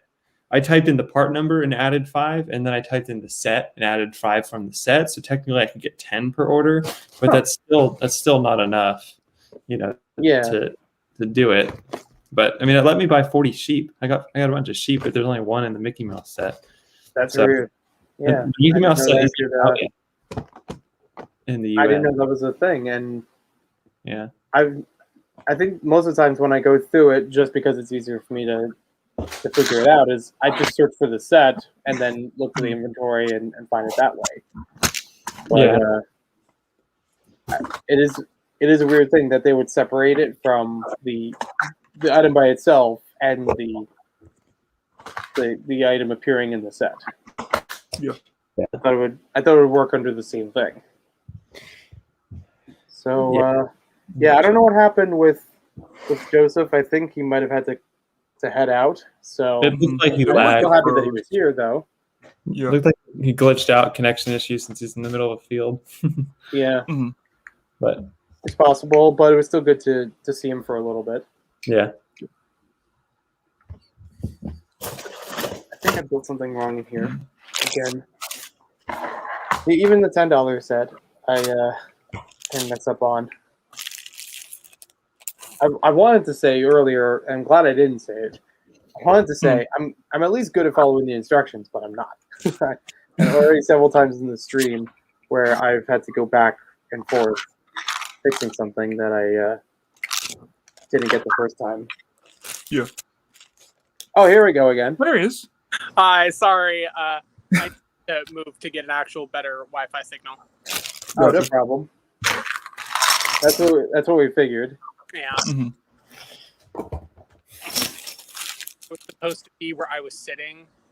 I think you need tickets to enter that park. I just kind of like walked in, but it is what it is. Yeah. All right.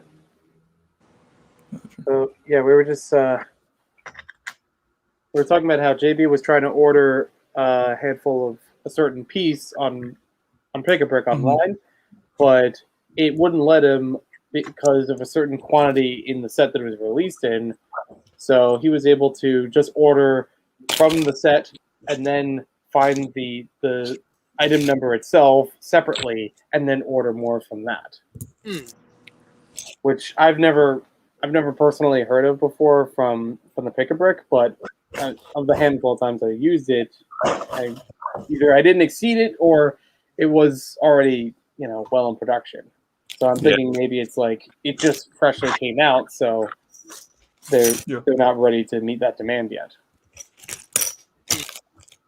I tried to order a couple of the sets from the Bricklink Reject 10K thing, and all sold out. Wait, it's all sold out now? All the ones. Wait, the castle sold out. The castle sold Yeah, out. the castle sold out. The boat sold out. The boat already sold out? Yeah. Yep. I forgot those were up today. Dang. Because, I saw them and I got the email. Within 45 minutes, 5,000 of those castle sets sold. Wow. And if Lego doesn't, pay attention to that and go, oh, wow, people really want castle. Yeah. Exactly. And make a real castle theme instead of like Nexo Knights or something. I mean, that's.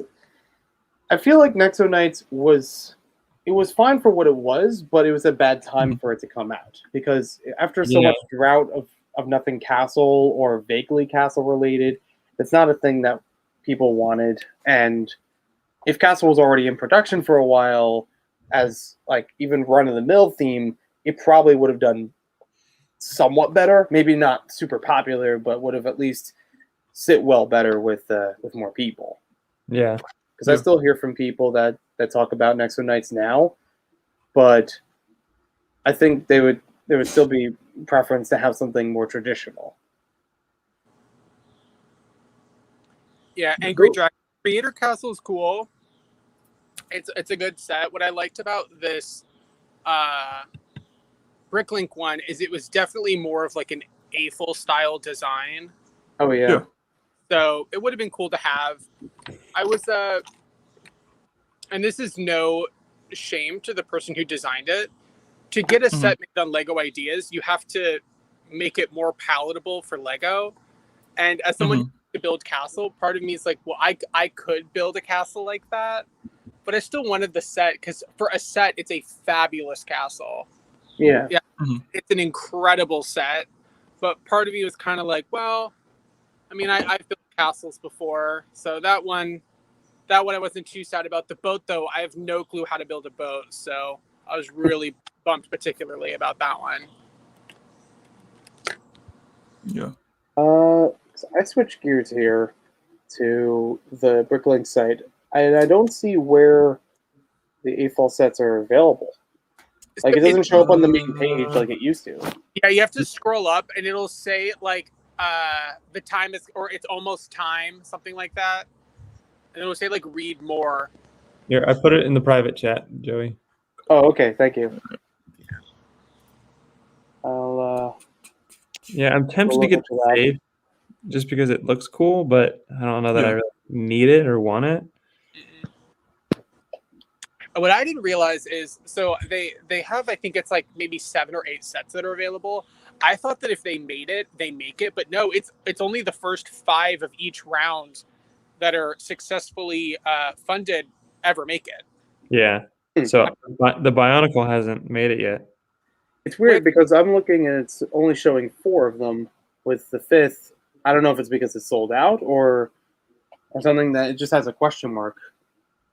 I see a ship, a castle, the plane, and the safe. There should be a Parrot, Bionicle, and then JK Brickworks' particle accelerator. Yep. And the Bionicle one. Which I got. Oh, they're further down. Okay. Yeah, it was just on the header that. Yeah, I like. So that makes a lot more sense.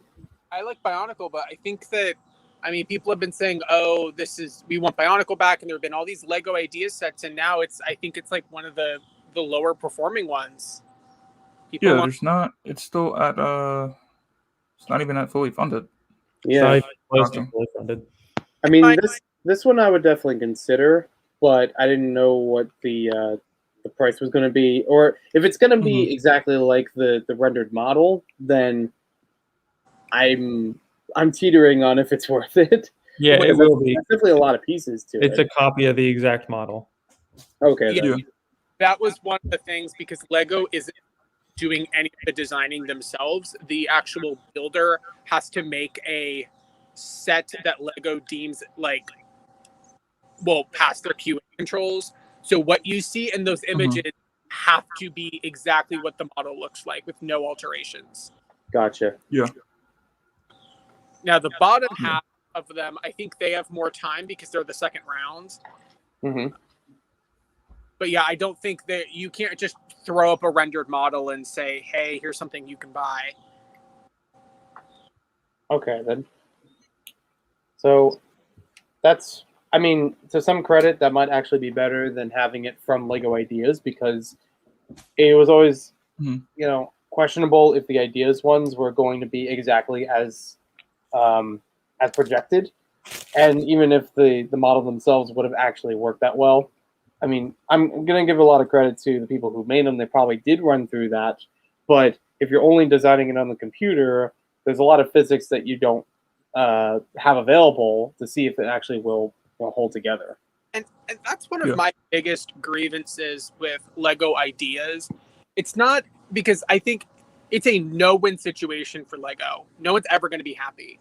But I think that part of what's perpetuating this negativity about Lego Ideas is I can throw anything I want on that site. I can throw up a massive, $5,000 castle. People will think it's fabulous. It'll get 10,000 votes, but Lego's never going to make that. So many projects on Lego Ideas are never going to be made. And if you look at the track record, you would know they're never going to get made, but people just keep making them. And then people are mad when Lego is like, "No, we're not doing that. No, we're not exceeding $250. No, we're not building a UCS, whatever." And people are constantly mad at Lego. I think Lego should take a step in and be like, "We're not building any modulars. We're not building any Star Wars. We're not building any Zelda, obviously." I think it some of that, but they're not taking a stance yet. Yeah, they started doing that. I mean, you can't do they started doing that with the IPs, right? Instead of having all with the IPs, now you have to get the IP approved.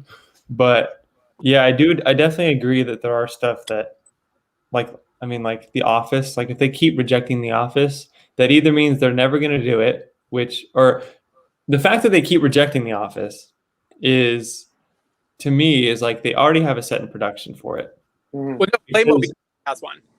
Right, but it's an approved IP on the IP list.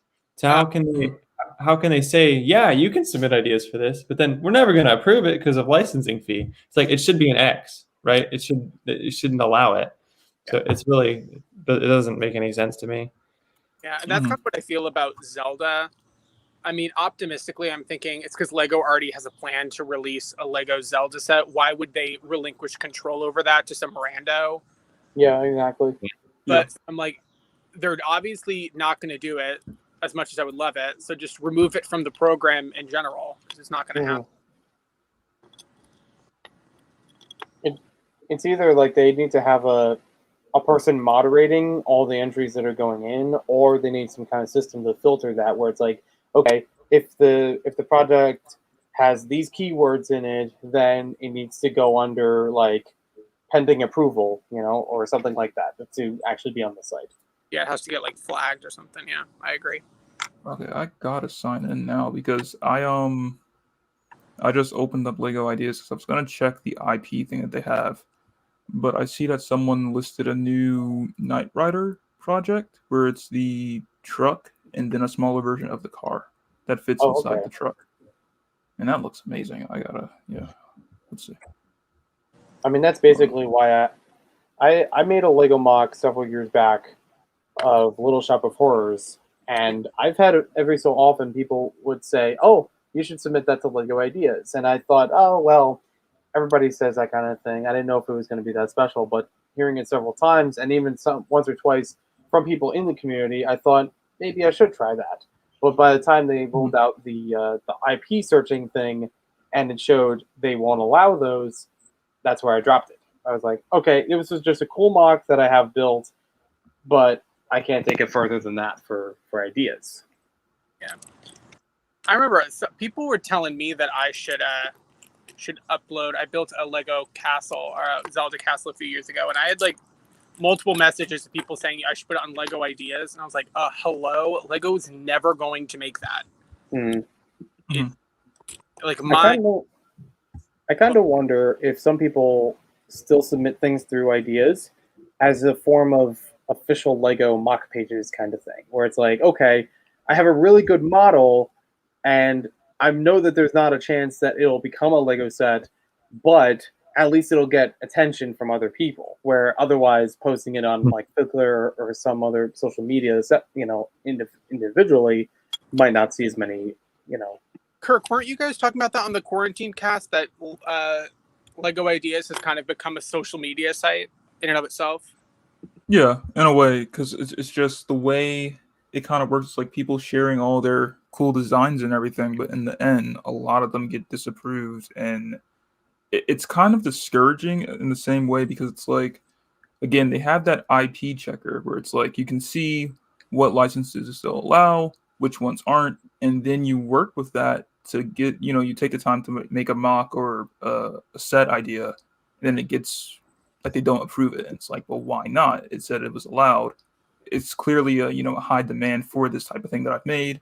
Everyone seems to really want it, and it seems like a no-brainer for the company to make it, but they won't when it clearly states that the license is available. So I don't know. Just I'm hoping that eventually they'll work it out. Maybe they need to, I don't know, maybe they need to recheck that IP checker, because maybe there's some things that just haven't been updated with it, and that's why it keeps on leading people down a path to kind of keep making these projects from different licenses, and then they end up getting like the sad disappointment of like they're not going to be able to have it made. Yeah. So I don't know. Yeah, I think it'd be good if they redid that, because there's so many people in the community who are so quick to vilify Lego employees and like corporation, and I mean, they're a corporation. They're no one's ever going to be perfect, but I guess I kind of place some blame on the community for building up Lego Ideas into something it was never intended to be, and not having the foresight to realize, oh, this incredible $10,000 Lego set is not going to get produced. And then everyone acts brand new, surprised Pikachu emoji or surprised Pikachu meme when Lego decides that, hey, we're not going to mass produce a $700 I don't know, something stupid. We're not going to do it. But. Yeah, that's fair. Also, I think this was another thing that was brought up. Brick and Nick brought it up on a show, that if you get 10,000 supporters, you get $500 worth of Lego. Yeah. I mean, that's tempting, just to submit a bunch of ideas. Oh yeah. Make some money, or get some free Lego. That's always good. Yeah, that's not bad. I'm hoping my project gets approved, of course, but if not, $500 is $500, right? Mm-hmm. Yeah. Yeah, and that there's the thing. There's a good thing. Angry Dragon. On Lego Ideas, I don't know. I haven't actively been on the site since the Cousteau days, but it used to be when you supported a project, you would mark you were willing to pay for it. Yeah. Yes, I And remember that. so now people are like, "Oh, I'd support this project," and then what if they put like, "I'd be willing to pay," Oops, and then sorry, that's my phone. 10,000 supporters does not mean 10,000 buyers. Right. Exactly. And I think that I don't know if they still have this as an option, but I think they also had something about would you buy more than one of them? Yeah, that used to be in there too. It asked age range, what you thought it was worth, how many would you plan on buying. Mm-hmm. You know, when they did away with that, it definitely changed a little bit. All right, Yeah. well, my lunch is coming to a close, so I gotta let you gentlemen go. Congrats on 9 years of YouTube. Can't Thank wait. you very much, and thank you for joining. I appreciate all your time here. Yeah, of course. You all have a good one. You too. Yeah. Take care. So I finished building the alternate model for the. I guess it was a more like a hot rod, and I do want to have some. I do have a little bit of gripes here and there, but I'm like, well, it's an alternate model, so they're just working with the pieces from the main thing. But I'll give it credit where credit's due that this actually does some different things to it, moving, like actually having working steering in here. That I'd say like the back half of it looks better than the front because it actually has like using the bucket piece as part of the Oh, I love back that. of it. That's awesome. Nothing else in here moves. The doors don't move or anything. It's all meant to stay in place. There's no actual proper seat inside of it, but at least still gets the basic look across for it. Again, the front's a little bit messy, but there's not much else from the parts available to change it. Of that, I would only change really just the steering mechanism. I guess it's supposed to make it like still stick to the shape that they wanted, but not make it too obvious that this is a turning piece. I just find it a little bit close, so I'd either use one of the other pieces to just stand that up a bit more. So it's just easier to grip this, or just use one of the larger gears to make that steering possible.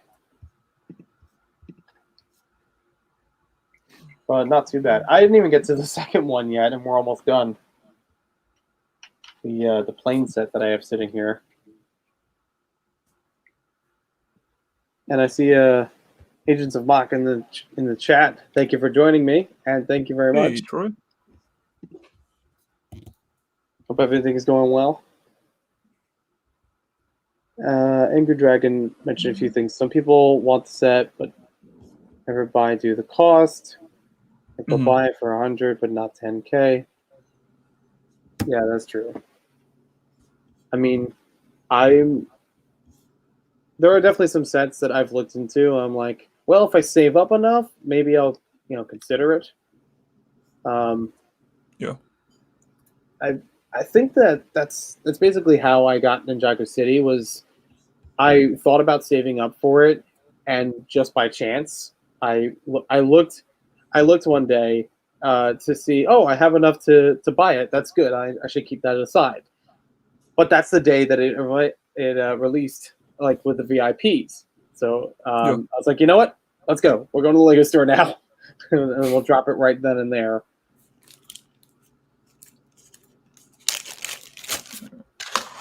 I'm tired. I might be able to get through the main model of the other one.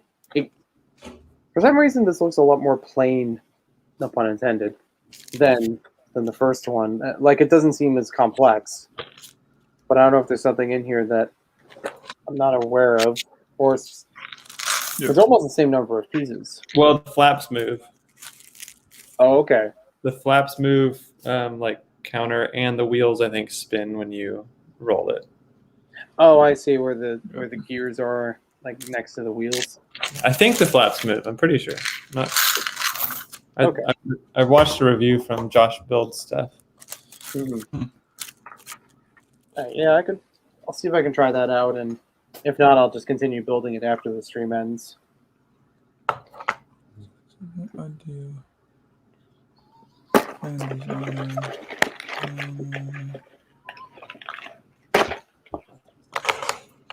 All right. Yeah, Bazaar Lego's been going pretty well. Part of the reason why I visited Kevin yesterday, but I found a whole lot of good stuff out of it to help with the book, or even furthering a section of the book that already had some stuff in it. So I'm happy with that. I don't know how much of it I could share here, though. I mean, I still have it in the car. It's not in the Lego room yet.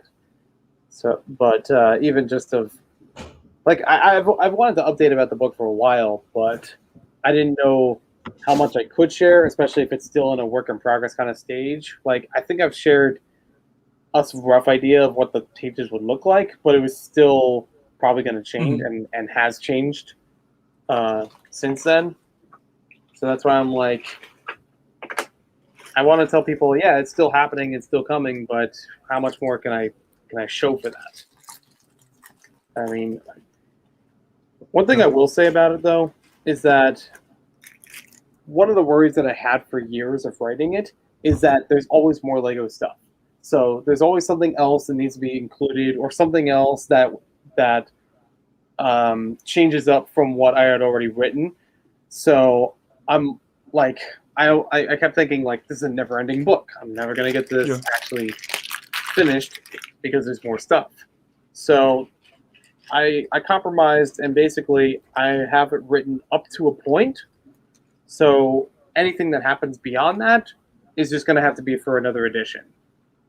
So and luckily that was explained to me in several ways, in several people.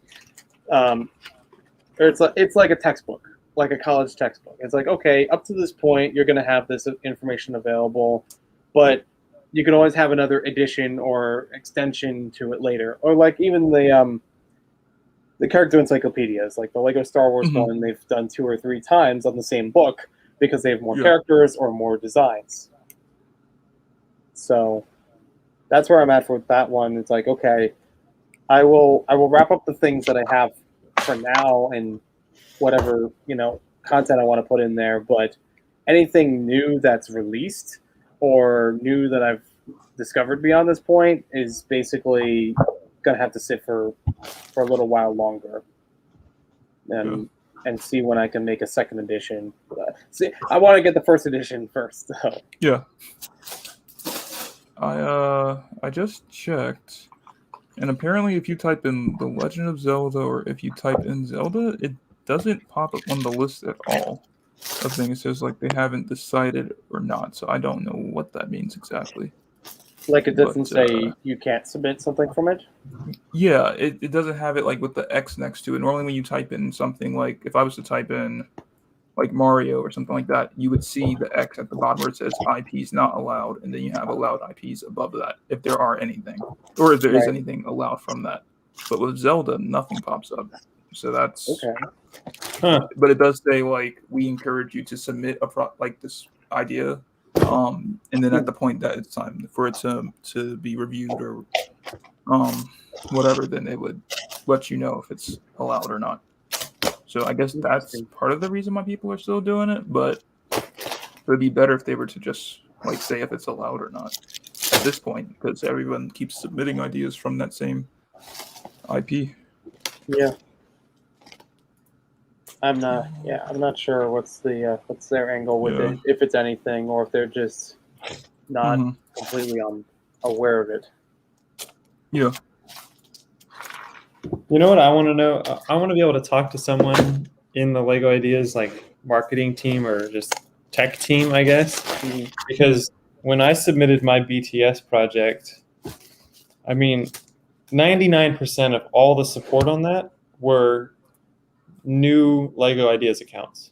I had 10,000 brand new Lego Ideas accounts created to support that because the Army, BTS Army or whatever, created accounts for it. Like, that had to have spiked something in their system, right? Yeah. If they're looking at their system and everything's normal, but then they see a spike of 10,000 accounts created, that come on, that has to be like, Yeah. whoa, that's interesting. You know? Mhm. Yeah. It's not just another castle. It's not just Lego fans being Lego fans. Like, there's a literal demand for this set, and 10,000 people supported it within 36 hours. It's Yeah, it has to get noticed some way, or at least have to look it over.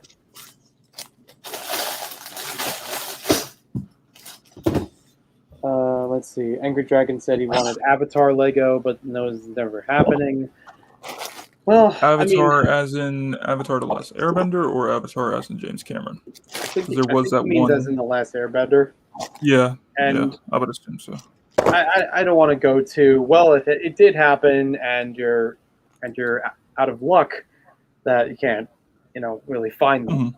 Because I'd like them too, and there are some really incredible models of it that I've seen through Instagram. But I also wonder if that's more of a thing about Viacom, the parent company who owns it and owns Nickelodeon. Actually, I don't even know if Viacom is it's either Viacom or someone above them. I forget which. But either way, about whoever owns the license for it, that if they're willing to take partnership with it or not. And yeah, he clarified it's The Last Airbender.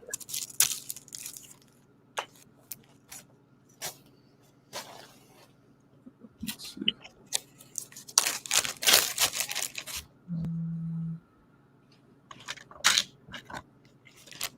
But then again, I can't see why they wouldn't, because Nickelodeon and such has licensed themselves out for some very strange products of late.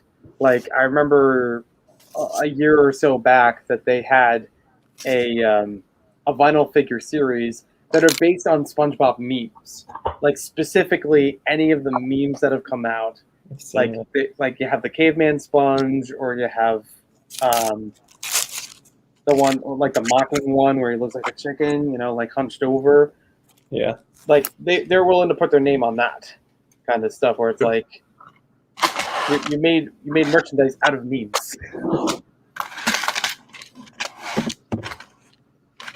I don't know. I mean, I would hope that at some point it does happen, but it's, I don't know, at the rate that they've denied it with both mini bricks model, which is more, I see that as more like it's more play style model for like younger people, and then you have the other one that was submitted in the more recent stage where it was more like a display piece with like the crank and everything for the motion. Seeing how both different variations of that same like character or setting got denied, it's kind of discouraging. Kind of makes me feel like, okay, maybe not. Maybe they're just, I don't know. I really don't know what the issue could be. Let me actually, let's see, Avatar. It also puts me in a there. different way, especially with Overwatch, as far as the timing in which Lego makes merchandise for it. Because Overwatch Lego came out in a very late stage from when the game was already out and updated. I mean, it was still actively played, but they didn't have anything new in just the Overwatch scene of it that I know of that was kind of working with it. It's just like, oh, now we have this other form of merchandise. So maybe some of the same like hype is dying down a bit with Avatar, where it's like, okay, we didn't make it when it started to pop up and really get popular for what you call it, I feel Netflix and everything. But I don't know if there's more in the works of like. I thought I heard once or twice about like either a live action film or adaptation or something. So yeah, Netflix is supposed to be working on a series, but the original creators of the show bowed out of it now for some reason. I can't remember what it was. So I don't know if that means that the series is canceled or if they're going to just change directors or whatever. And then I believe the original creators now are working on Avatar Studios, which is going to be more spin-off stuff from Nickelodeon and like, I guess, other movies and stuff that they'll make for the Avatar franchise under their own working concept. So Oh, okay. I don't know. I would assume with that being a thing that maybe, just maybe, if I don't know, someone else was to submit a set, that they might actually do it when all this Mhm. stuff is kind of like out at that time. But it all depends, to be honest. It all depends. That's interesting. And Yeah. Angry Dragon says that the Overwatch sets came out just before Blizzard went downhill. Yeah, that's true. I feel like So with stuff with sets like these, like with Overwatch, right? They see that it's super popular, and it takes them a year and a half, 2 years to design and produce, and that. Yeah. They already know that it's going to be late. If there's something like that, like with Avatar, like with Overwatch, they should do just one-off sets. Mhm. Like how I mean, like there's no hype right now around Sesame Street. Right? There's no hype around Sesame Street. Yet the Sesame Street set is awesome and it's selling really well because it Yes. has all the characters you could possibly want, and it's just one set that you'd have to buy. It's not like a theme. Mhm. So if they Right. want to do Avatar, they should do like whatever the big I never seen it, so apologize. But No whatever problem. the big white creature is, Appa.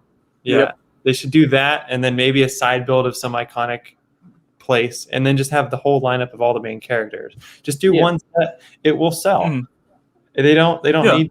need to make And a million different. I places. feel like that's part of the reason with like how people see ideas as a place for like they can submit these different ideas that aren't probably like worthy of having a whole theme of sets. Like would I expect Lego to make a whole theme on Knight Rider? No, but Mhm. having Right. a one-off set would be great as someone that likes the show and knows that there are other people out there that enjoy the show as well. It's perfect. Ideas is perfect for that, but it Yeah. seems like at this point, from what I'm seeing, they're accepting more, I guess, sets that are, I don't know how to really put it. I guess display worthy, more like unique sort of builds, but at the same time, it's still like, okay, we still kind of want to see some licenses because there's no telling how long it's going to take them to actually develop a set or a theme based on these licenses. So I think that's one of the reasons why people kind of turn to ideas. Mhm. Right. What was I don't know. It's just a strange situation with the platform that I'm hoping will be kind of like explained over time to people so that they're not, because it would kind of feel like people are wasting their time at the same time of like we put all our work into these concepts and stuff and then it gets denied, like especially with how many projects have been denied with the more recent review stages where Mhm. like only one or two sets get approved and it's like okay, like Yeah. it was a bit shocking when it happened with the I can't remember which review stage that was, but the one with Sonic, and it was like Yeah. okay, so everything else is denied, but we are considering this one, and they came back and were like, okay, we're going to do a Sonic set. So I don't know. Yeah. It's- Well, and it's also weird when I started back up on ideas because I have an old account that I did, stuff when I was like 13 years old. But when I made my JB Rig Fanatic account and I started looking at it and stuff, one of the videos where they released it is they were like, we're looking into, or they're trying to lean away from IPs, and we want to do stuff that could turn into the next Minecraft, because Minecraft started as an idea, but now it's this Exactly. massive time. So they want things that could become the next Ninjago, which is why they have Lego World Builder and all that sort of Yeah. stuff. Yeah. And it's interesting that it's like, well, if you want that, why aren't you doing that? Like, why stop doing the one-off sets? Don't make a Winnie the Pooh set. Don't make a Sesame Street Mhm. set. Make the castle theme and then branch off a castle theme from that, or have the Sonic, have Mario minifigures, and yeah, it's really interesting. I hope they can see, again, going back to my project. I hope they can see the potential with the BTS, because with the one music video, the one Dynamite music video that I made, each of the 7 characters had probably like 5 or 6 outfits in just that one video. So they could do a CMF series, and oh my word, if they realize the potential, because the BTS army is huge, and they buy everything and anything that has BTS on it. So if Lego just can see the dollar signs that if they make a CMF series, they could do a minifigure or a set off of Butter, the new song that came out, and just every other popular music video that got 1 billion views in under like 2 months or something nuts like that. I mean, this is your next big thing, right? Is Right. maybe not sell it at Target here in the US because the market is not as big, but if you kept it like an online exclusive something, I mean, Yeah. you'd sell 1 million copies of the set, like Yeah, exactly. easy. But that's just me hoping because I want profit. Almost dropped it. I want profit from the set. Pay for my college.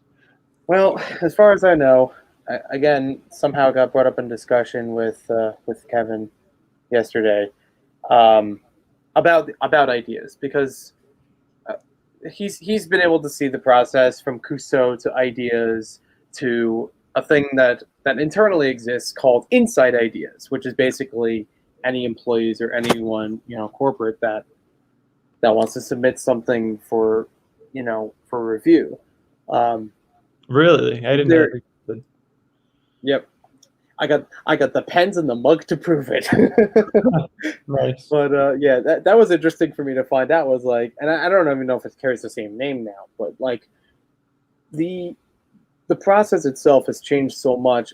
But one of the things that he did mention about it was that on the terms of when somebody gets approved and their ideas is made into a set, Lego has been leaning over time away from a cash, it's not prize, but like a commission, sort of thing with it, where it's like, I'll give, as we were saying before about Brick and Nick, where it's like, oh, you get $100 worth of Lego. You're not getting the $100 to use willy-nilly, Right. but like you're still getting perks from it, whether or not it's. I'm hoping that it. I don't know the exact terms of it, but I know that the just giving money for it is not something that they've encouraged. That they look more into like bonuses basically from that kind of thing. Right. And I'm assuming that they would get a copy of the set, because why wouldn't you if you already you made this thing come up, before the designers did. So or again, I haven't looked that far into that particular process of it, but for the tidbits I've been talking with Kevin about it, I found that interesting, of that there is an internal process and that they're leaning away from it being a straight just giving the money. But that's something I've actually seen for a long time, like in the Lego Club magazines when they ran a contest or something, it was a prize Lego set, or of a particular kind, or a choice of a Lego set in a certain range of $50 or $100 or whatever. Yeah, that's what I've been looking at this entire time. I don't. Let me see if I'm gonna put that on the big screen too. Yeah, what? I was looking on my phone all this time, and I'm messaging people. I'm like, this is not Far From Home. It's No Way Home. This makes no sense. Why is Doctor Strange in it? Well, I know he was supposed to be in the movie. They did mention that during the panel. But I don't understand why the set's being revealed. There's no trailer for this. Yeah, are they up on Lego.com right now? Yeah, I'm on Lego's site right now. I'm gonna try and link it, but they linked. Hold on. Yeah, there it is. Lego goofed.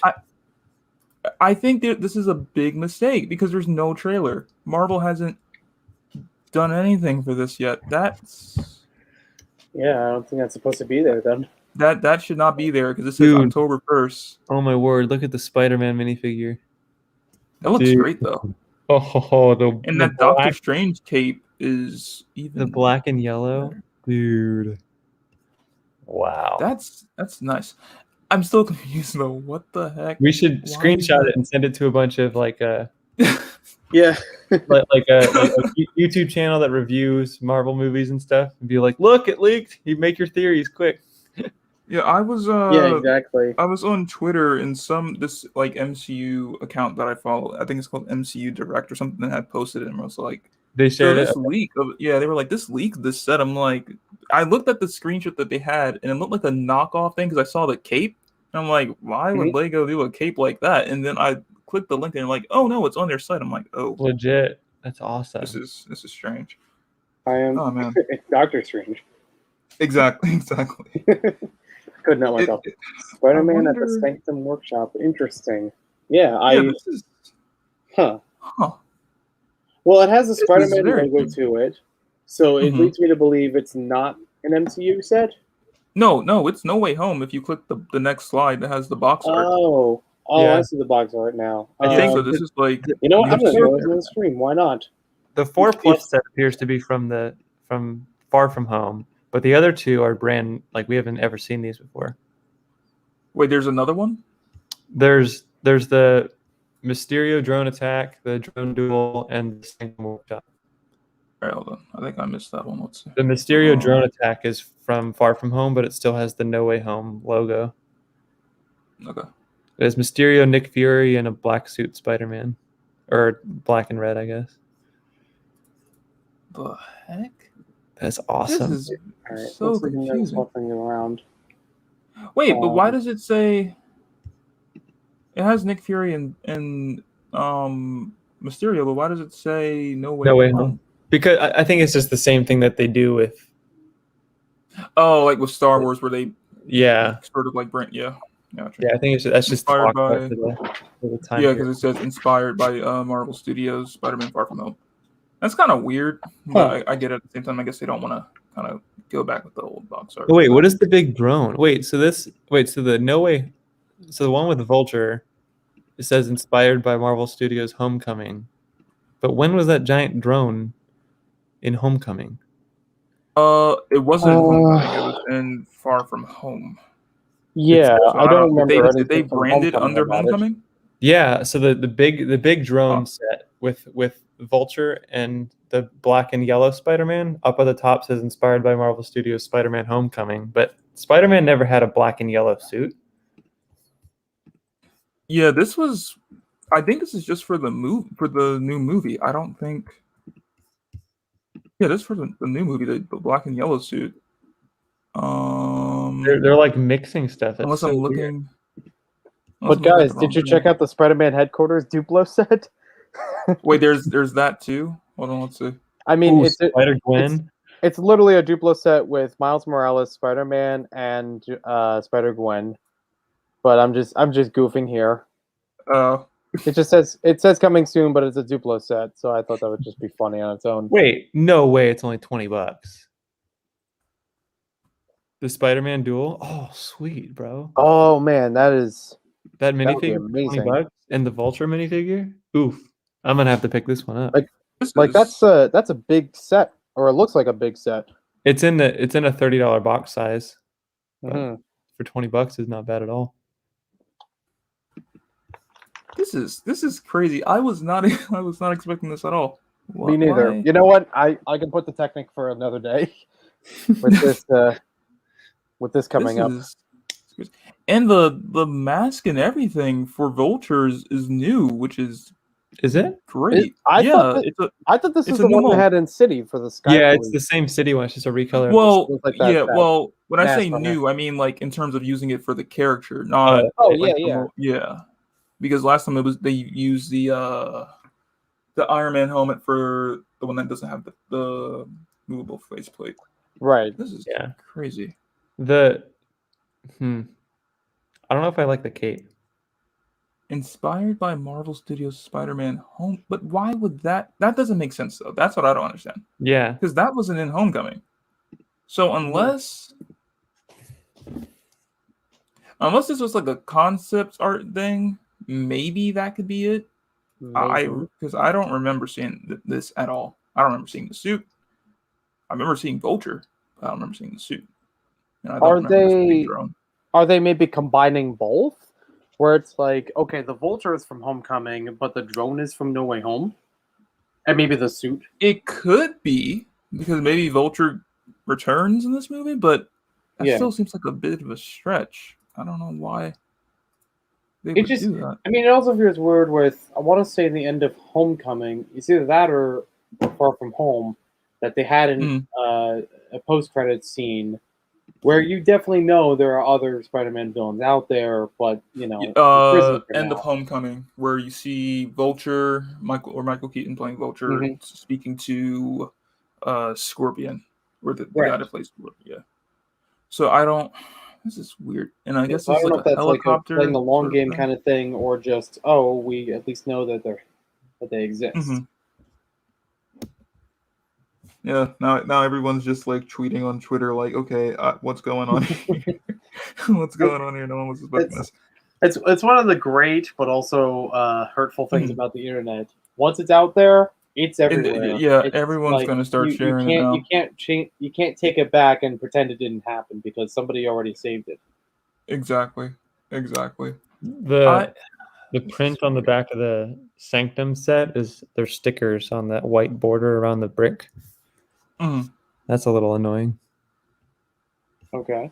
Angry Dragon says Lego goofed. It's either a goof or they intentionally did this, but it seems a bit too early to post this stuff because there's no trailer. So unless the trailer is coming soon, that really makes no sense to post that. Especially okay, I could understand if it was okay. Let's reveal the one for Far From Home with Nick Fury and Yeah. Mysterio. Let's just give them a bit of a tease. Mhm.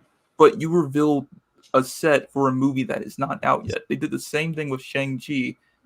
Had the sets released and the movie wasn't out. Well, in the Or it one still isn't out. And Black Widow got pushed back, but I don't know if that was Mhm. before. The or one- after. Well, that I probably wouldn't count that because of the fact that it got pushed back. So that okay, I understand that. But the Shang-Chi situation, that's a bit weird. Even with Eternals, that's a bit different because people leaked it, but it was still in a catalog, so it's like at the same time. I don't know. It seems kind of odd how I Lego wonder. is doing You this. know what would be really cool is if Mhm. whoever's directing No Way Home really big brained this and had Lego leak this to make it look like, oh, it's just going to be Doctor Strange and MJ and Wong in it. Mhm. Because they don't have I don't know the newest rumors of if they're going to have Tobey Maguire and the other Spider-Mans in it. Mhm. But if this is Yeah, the there's way that whole thing. of people confirming like, oh, I guess it's not going to be multiverse Spider-Man. Mhm. It could be just a surprise. ploy to throw Surprise people off. movie. Yeah. Yeah, it could be a ploy to throw people off because what was the last thing I remember seeing? I think the last thing I remember seeing was someone leaked some sort of footage with the tentacles for Doc Ock, like behind the scenes of like the prop or whatever that they were Mhm. using. And I don't know if that was from the movie or if it's just something that was online. Well, and Because you can never really tell with the rumors and weren't stuff. there, But weren't there like set leaks of yeah, like set leaks of I think all like the Tobey Maguire at one point, Yeah. Andrew Garfield, but no one. I don't think it was clear like what they were doing exactly. It was just them on some set of they something. happened to be on set? Okay. Mhm. Yeah. Yeah. This is The box strange. the box art though is really really cool. Yeah. Like Yeah. the black and white like comic version of all the minifigures on the sides. Those are That awesome. one looks pretty cool. I wonder. And it what's looks like up it. with, I'm kind of wondering if that's like a new Marvel labeling, anyways, because there's like Nick Fury. I see the Hulk in here. There's Iron Man. So it's like for Yeah. any Marvel characters, not specifically the Spider-Man ones. Yeah. Mhm.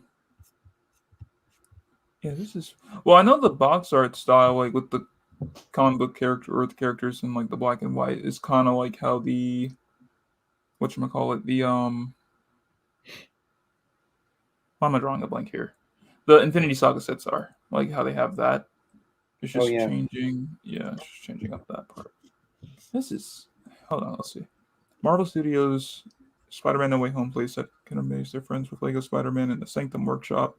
Authentic details, awesome accessories, a monster belt to battle. Set inspires endless imaginative play and impressive details.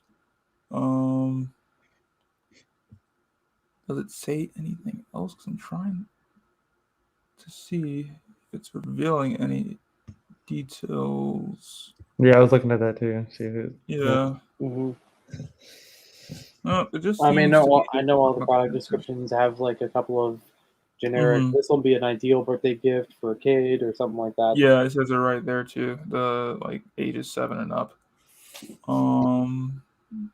What is going on with Wong though? Something That's about him looks a little bit off to me. Yeah, he looks. I don't know. It could be because they used that hairpiece, and I'm just like, okay, that. I don't think that kind of made sense to use the hairpiece. Does he even have hair? That's I think the thing. he's been made before as a minifigure without hair. I thought Wong Exactly. was bald. Yeah, and I know I've seen customs in the past where they use the hair, and I'm like, but I don't think that works for him. So I'm maybe he grows a mini maybe he grows hair afro in or the movie. something I in don't know. the movie. That something's got to be up with that because It's he's like- got this like fancy jacket on too. Well, so the thing is, so down in there it says, what does it say? Is it the Sanctum Mhm. basement? Did it say basement? Did I read that right? Sanctum. I know it says workshop. I'm trying to read the rest. Yeah, Doctor Strange fun-filled magical basement measures over 3 inches. So I wonder if Yeah, that one. Okay, well here's the other thing. Behind the white border, there's that Let me see. like minifigures and a gem with the scorpion that appears to fold out. So maybe that's like a hidden door. Mm-hmm. And then they have a chest with a green monster coming out, almost like a Fantastic Beast. Yeah. It's weird.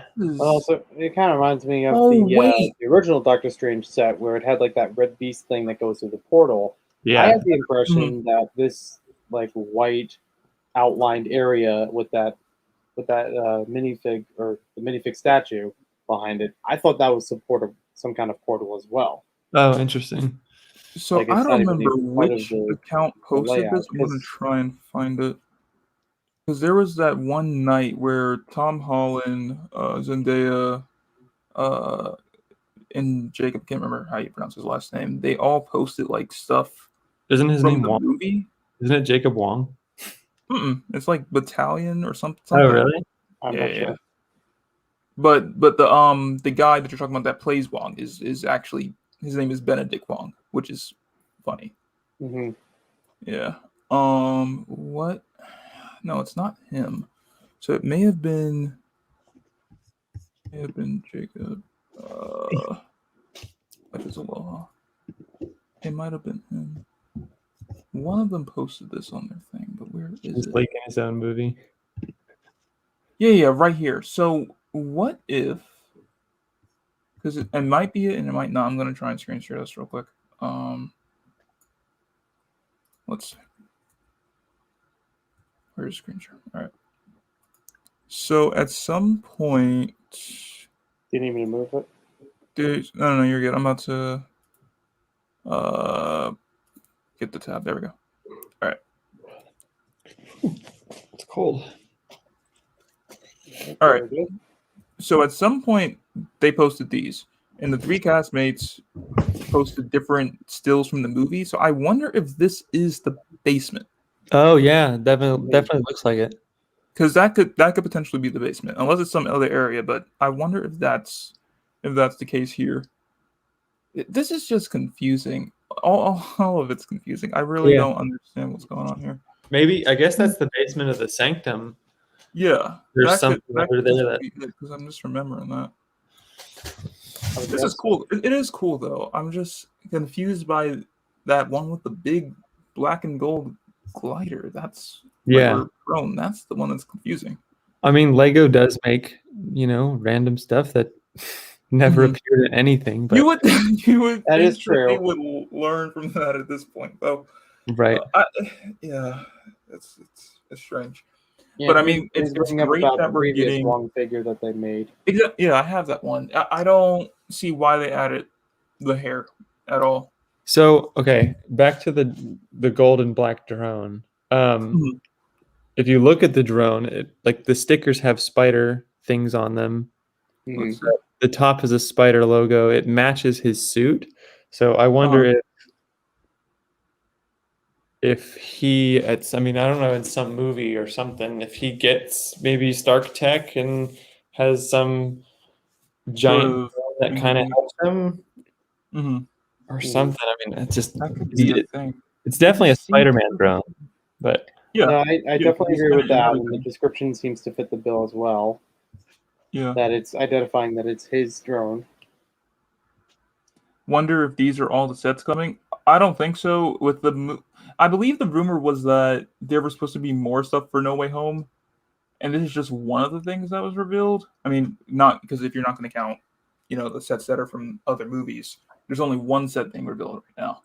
So I'm sure there's more because of the fact that usually the track record for the Spider-Man movies is that there's been at least 2 to 3 sets for the movies. With Homecoming, there was 2 sets. You had the ATM set, and then you had the one with the Vulture and the van. Far From Home had the Stark Jet, the Venice set, and then the Molten Man set. So there could potentially be at least 2 to 3 sets again for No Way Home. This one being the first. It's just a matter of what those other sets are going to be and who they're going to include. But it is great that we're getting the black and red suit finally, because that was one that was missing from Far From Home when they made those. Yeah.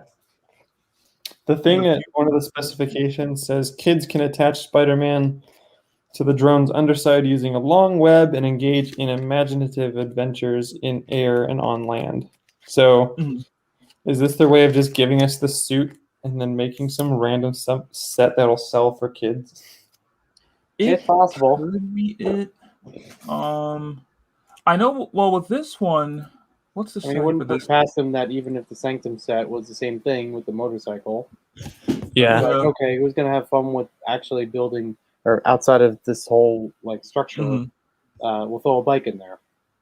The setting for this Mysterio drone attack is kind of strange, but it kind of reminds me of the scene from Far From Home where it's like Mysterio is still tricking Peter while they're at that like abandoned construction site or whatever, and then like Nick Fury and everyone pull up in the cars or the vehicles. Yeah. And then, yeah. So it kind of reminds me of that.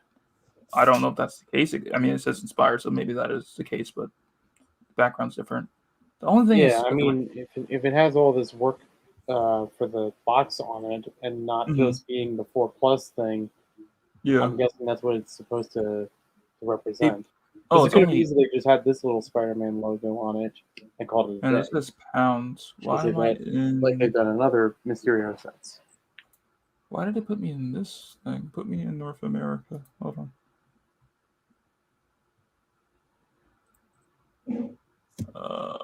Unless let's see. And drone. All right, let's see. And I'm not gonna lie, I actually kind of want to get this set because it's a good-looking Nick Fury. The Spider-Man looks pretty good in it, and so I don't think I have 20. Mysterio in any form. So I agree. I'll probably get the Hydra. Honestly, I kind of want to get all these, but I mean, I'm glad that it's not like overpriced or anything for it to be a junior set, because normally that's the case. I mean, $20 isn't that bad, especially for the figures that you're getting. I mean, parts-wise, it could always be better, but it's juniors, so it's what you get, and 3 figures for 20 isn't that bad. Yeah. Spider-Man drone duel. Okay, so that's 20. That one's 20, and then how much is the Sanctum set? I don't think I see the Sanctum. Spider-Man.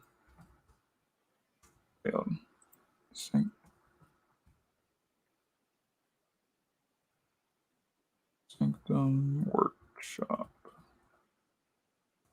That is 40. Okay. Which, for that size, seems reasonable. And then again, like I said, with whatever's going to come out, maybe we'll get a set with Daredevil. That's if Daredevil is actually in this movie. There is a lot of rumors, or there are a lot of rumors for No Way Home about characters that are going to be showing up. And I still think that it seems a bit too much for this one movie. Like, having Tobey Maguire, having Andrew Garfield, having Daredevil, Dr. Octopus, Jamie Foxx's Electro. It seems like a lot of stuff is being like thrown around about people that are showing up, and I don't think all of it is true. If it is, awesome. I mean, that'll be interesting to see how that turns out. But it seems a bit like too much for one film. Yeah, it sounds How like I see it. it sounds like it's suffering that second sequel syndrome, or like the third in the series, I should say, where it's like, oh, we need something else, so we need to add in here. So let's throw in a whole bunch of characters at once, but not sure how to shuffle them. Like, you know, I haven't seen Dark Knight Rises, so I can't really speak from that. But I know Spider-Man 3 had a very similar thing to it, where you had a new Green Goblin, you had the Sandman, and a couple things. And Venom, of course, and the Venom suit. Um, I thought there was like one or two other movies like that, but not superhero related. Maybe they were. Can't remember. But Thor is probably the only one where it doesn't suffer that. Like the third film in that series of it was actually like, okay, they have a few new characters, but they make sense there, and doesn't throw off too much from what's already been a part of those films. Like having the Hulk in there makes sense. I don't know. Mm-hmm.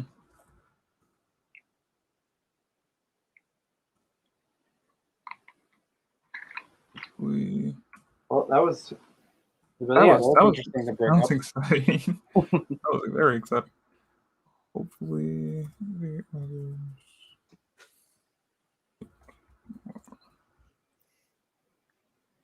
Was this something they talk about at LegoCon? They exactly. That would have been a great thing to bring up during LegoCon, but I don't believe there was a Marvel panel at all. I don't remember there being one. That would have been great. I mean, if because the page is still up, it doesn't seem like they've made a mistake here. That would have worked, even if it was just images, like a pre-recorded like slideshow or reveal. That would be fine. Like, it doesn't have to be the physical sets. Yeah. But I don't know why they wouldn't have. To be honest, I didn't watch LegoCon. I don't know much of what happened on there, if much. And I would totally understand if it was more kid oriented, because it was. That's what Lego is, and I don't have to absorb every piece of media thinking I was always going to be for adults. It's not always going to work like that. But, Yeah, I just refreshed the product page and it's still up. Yeah, I enjoyed LegoCon, especially when they would talk to designers and interview the designers. I loved that aspect of it. But it was just disappointing because I thought they were going to release pictures for the gunship, but I guess not. Oh, for Star Wars, right? Yeah, for the Star Wars gunship.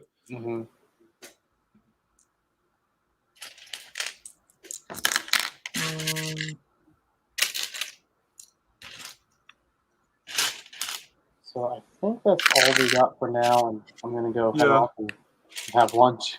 But thank you guys for joining me for almost half of it. I think more than half of it. Yeah. Yeah, no problem. Of course. Congratulations on 9 years. It's super big accomplishment. Thank you. I'll even though the book is a main focus, I'll still try to post some things in here or across social media when I can.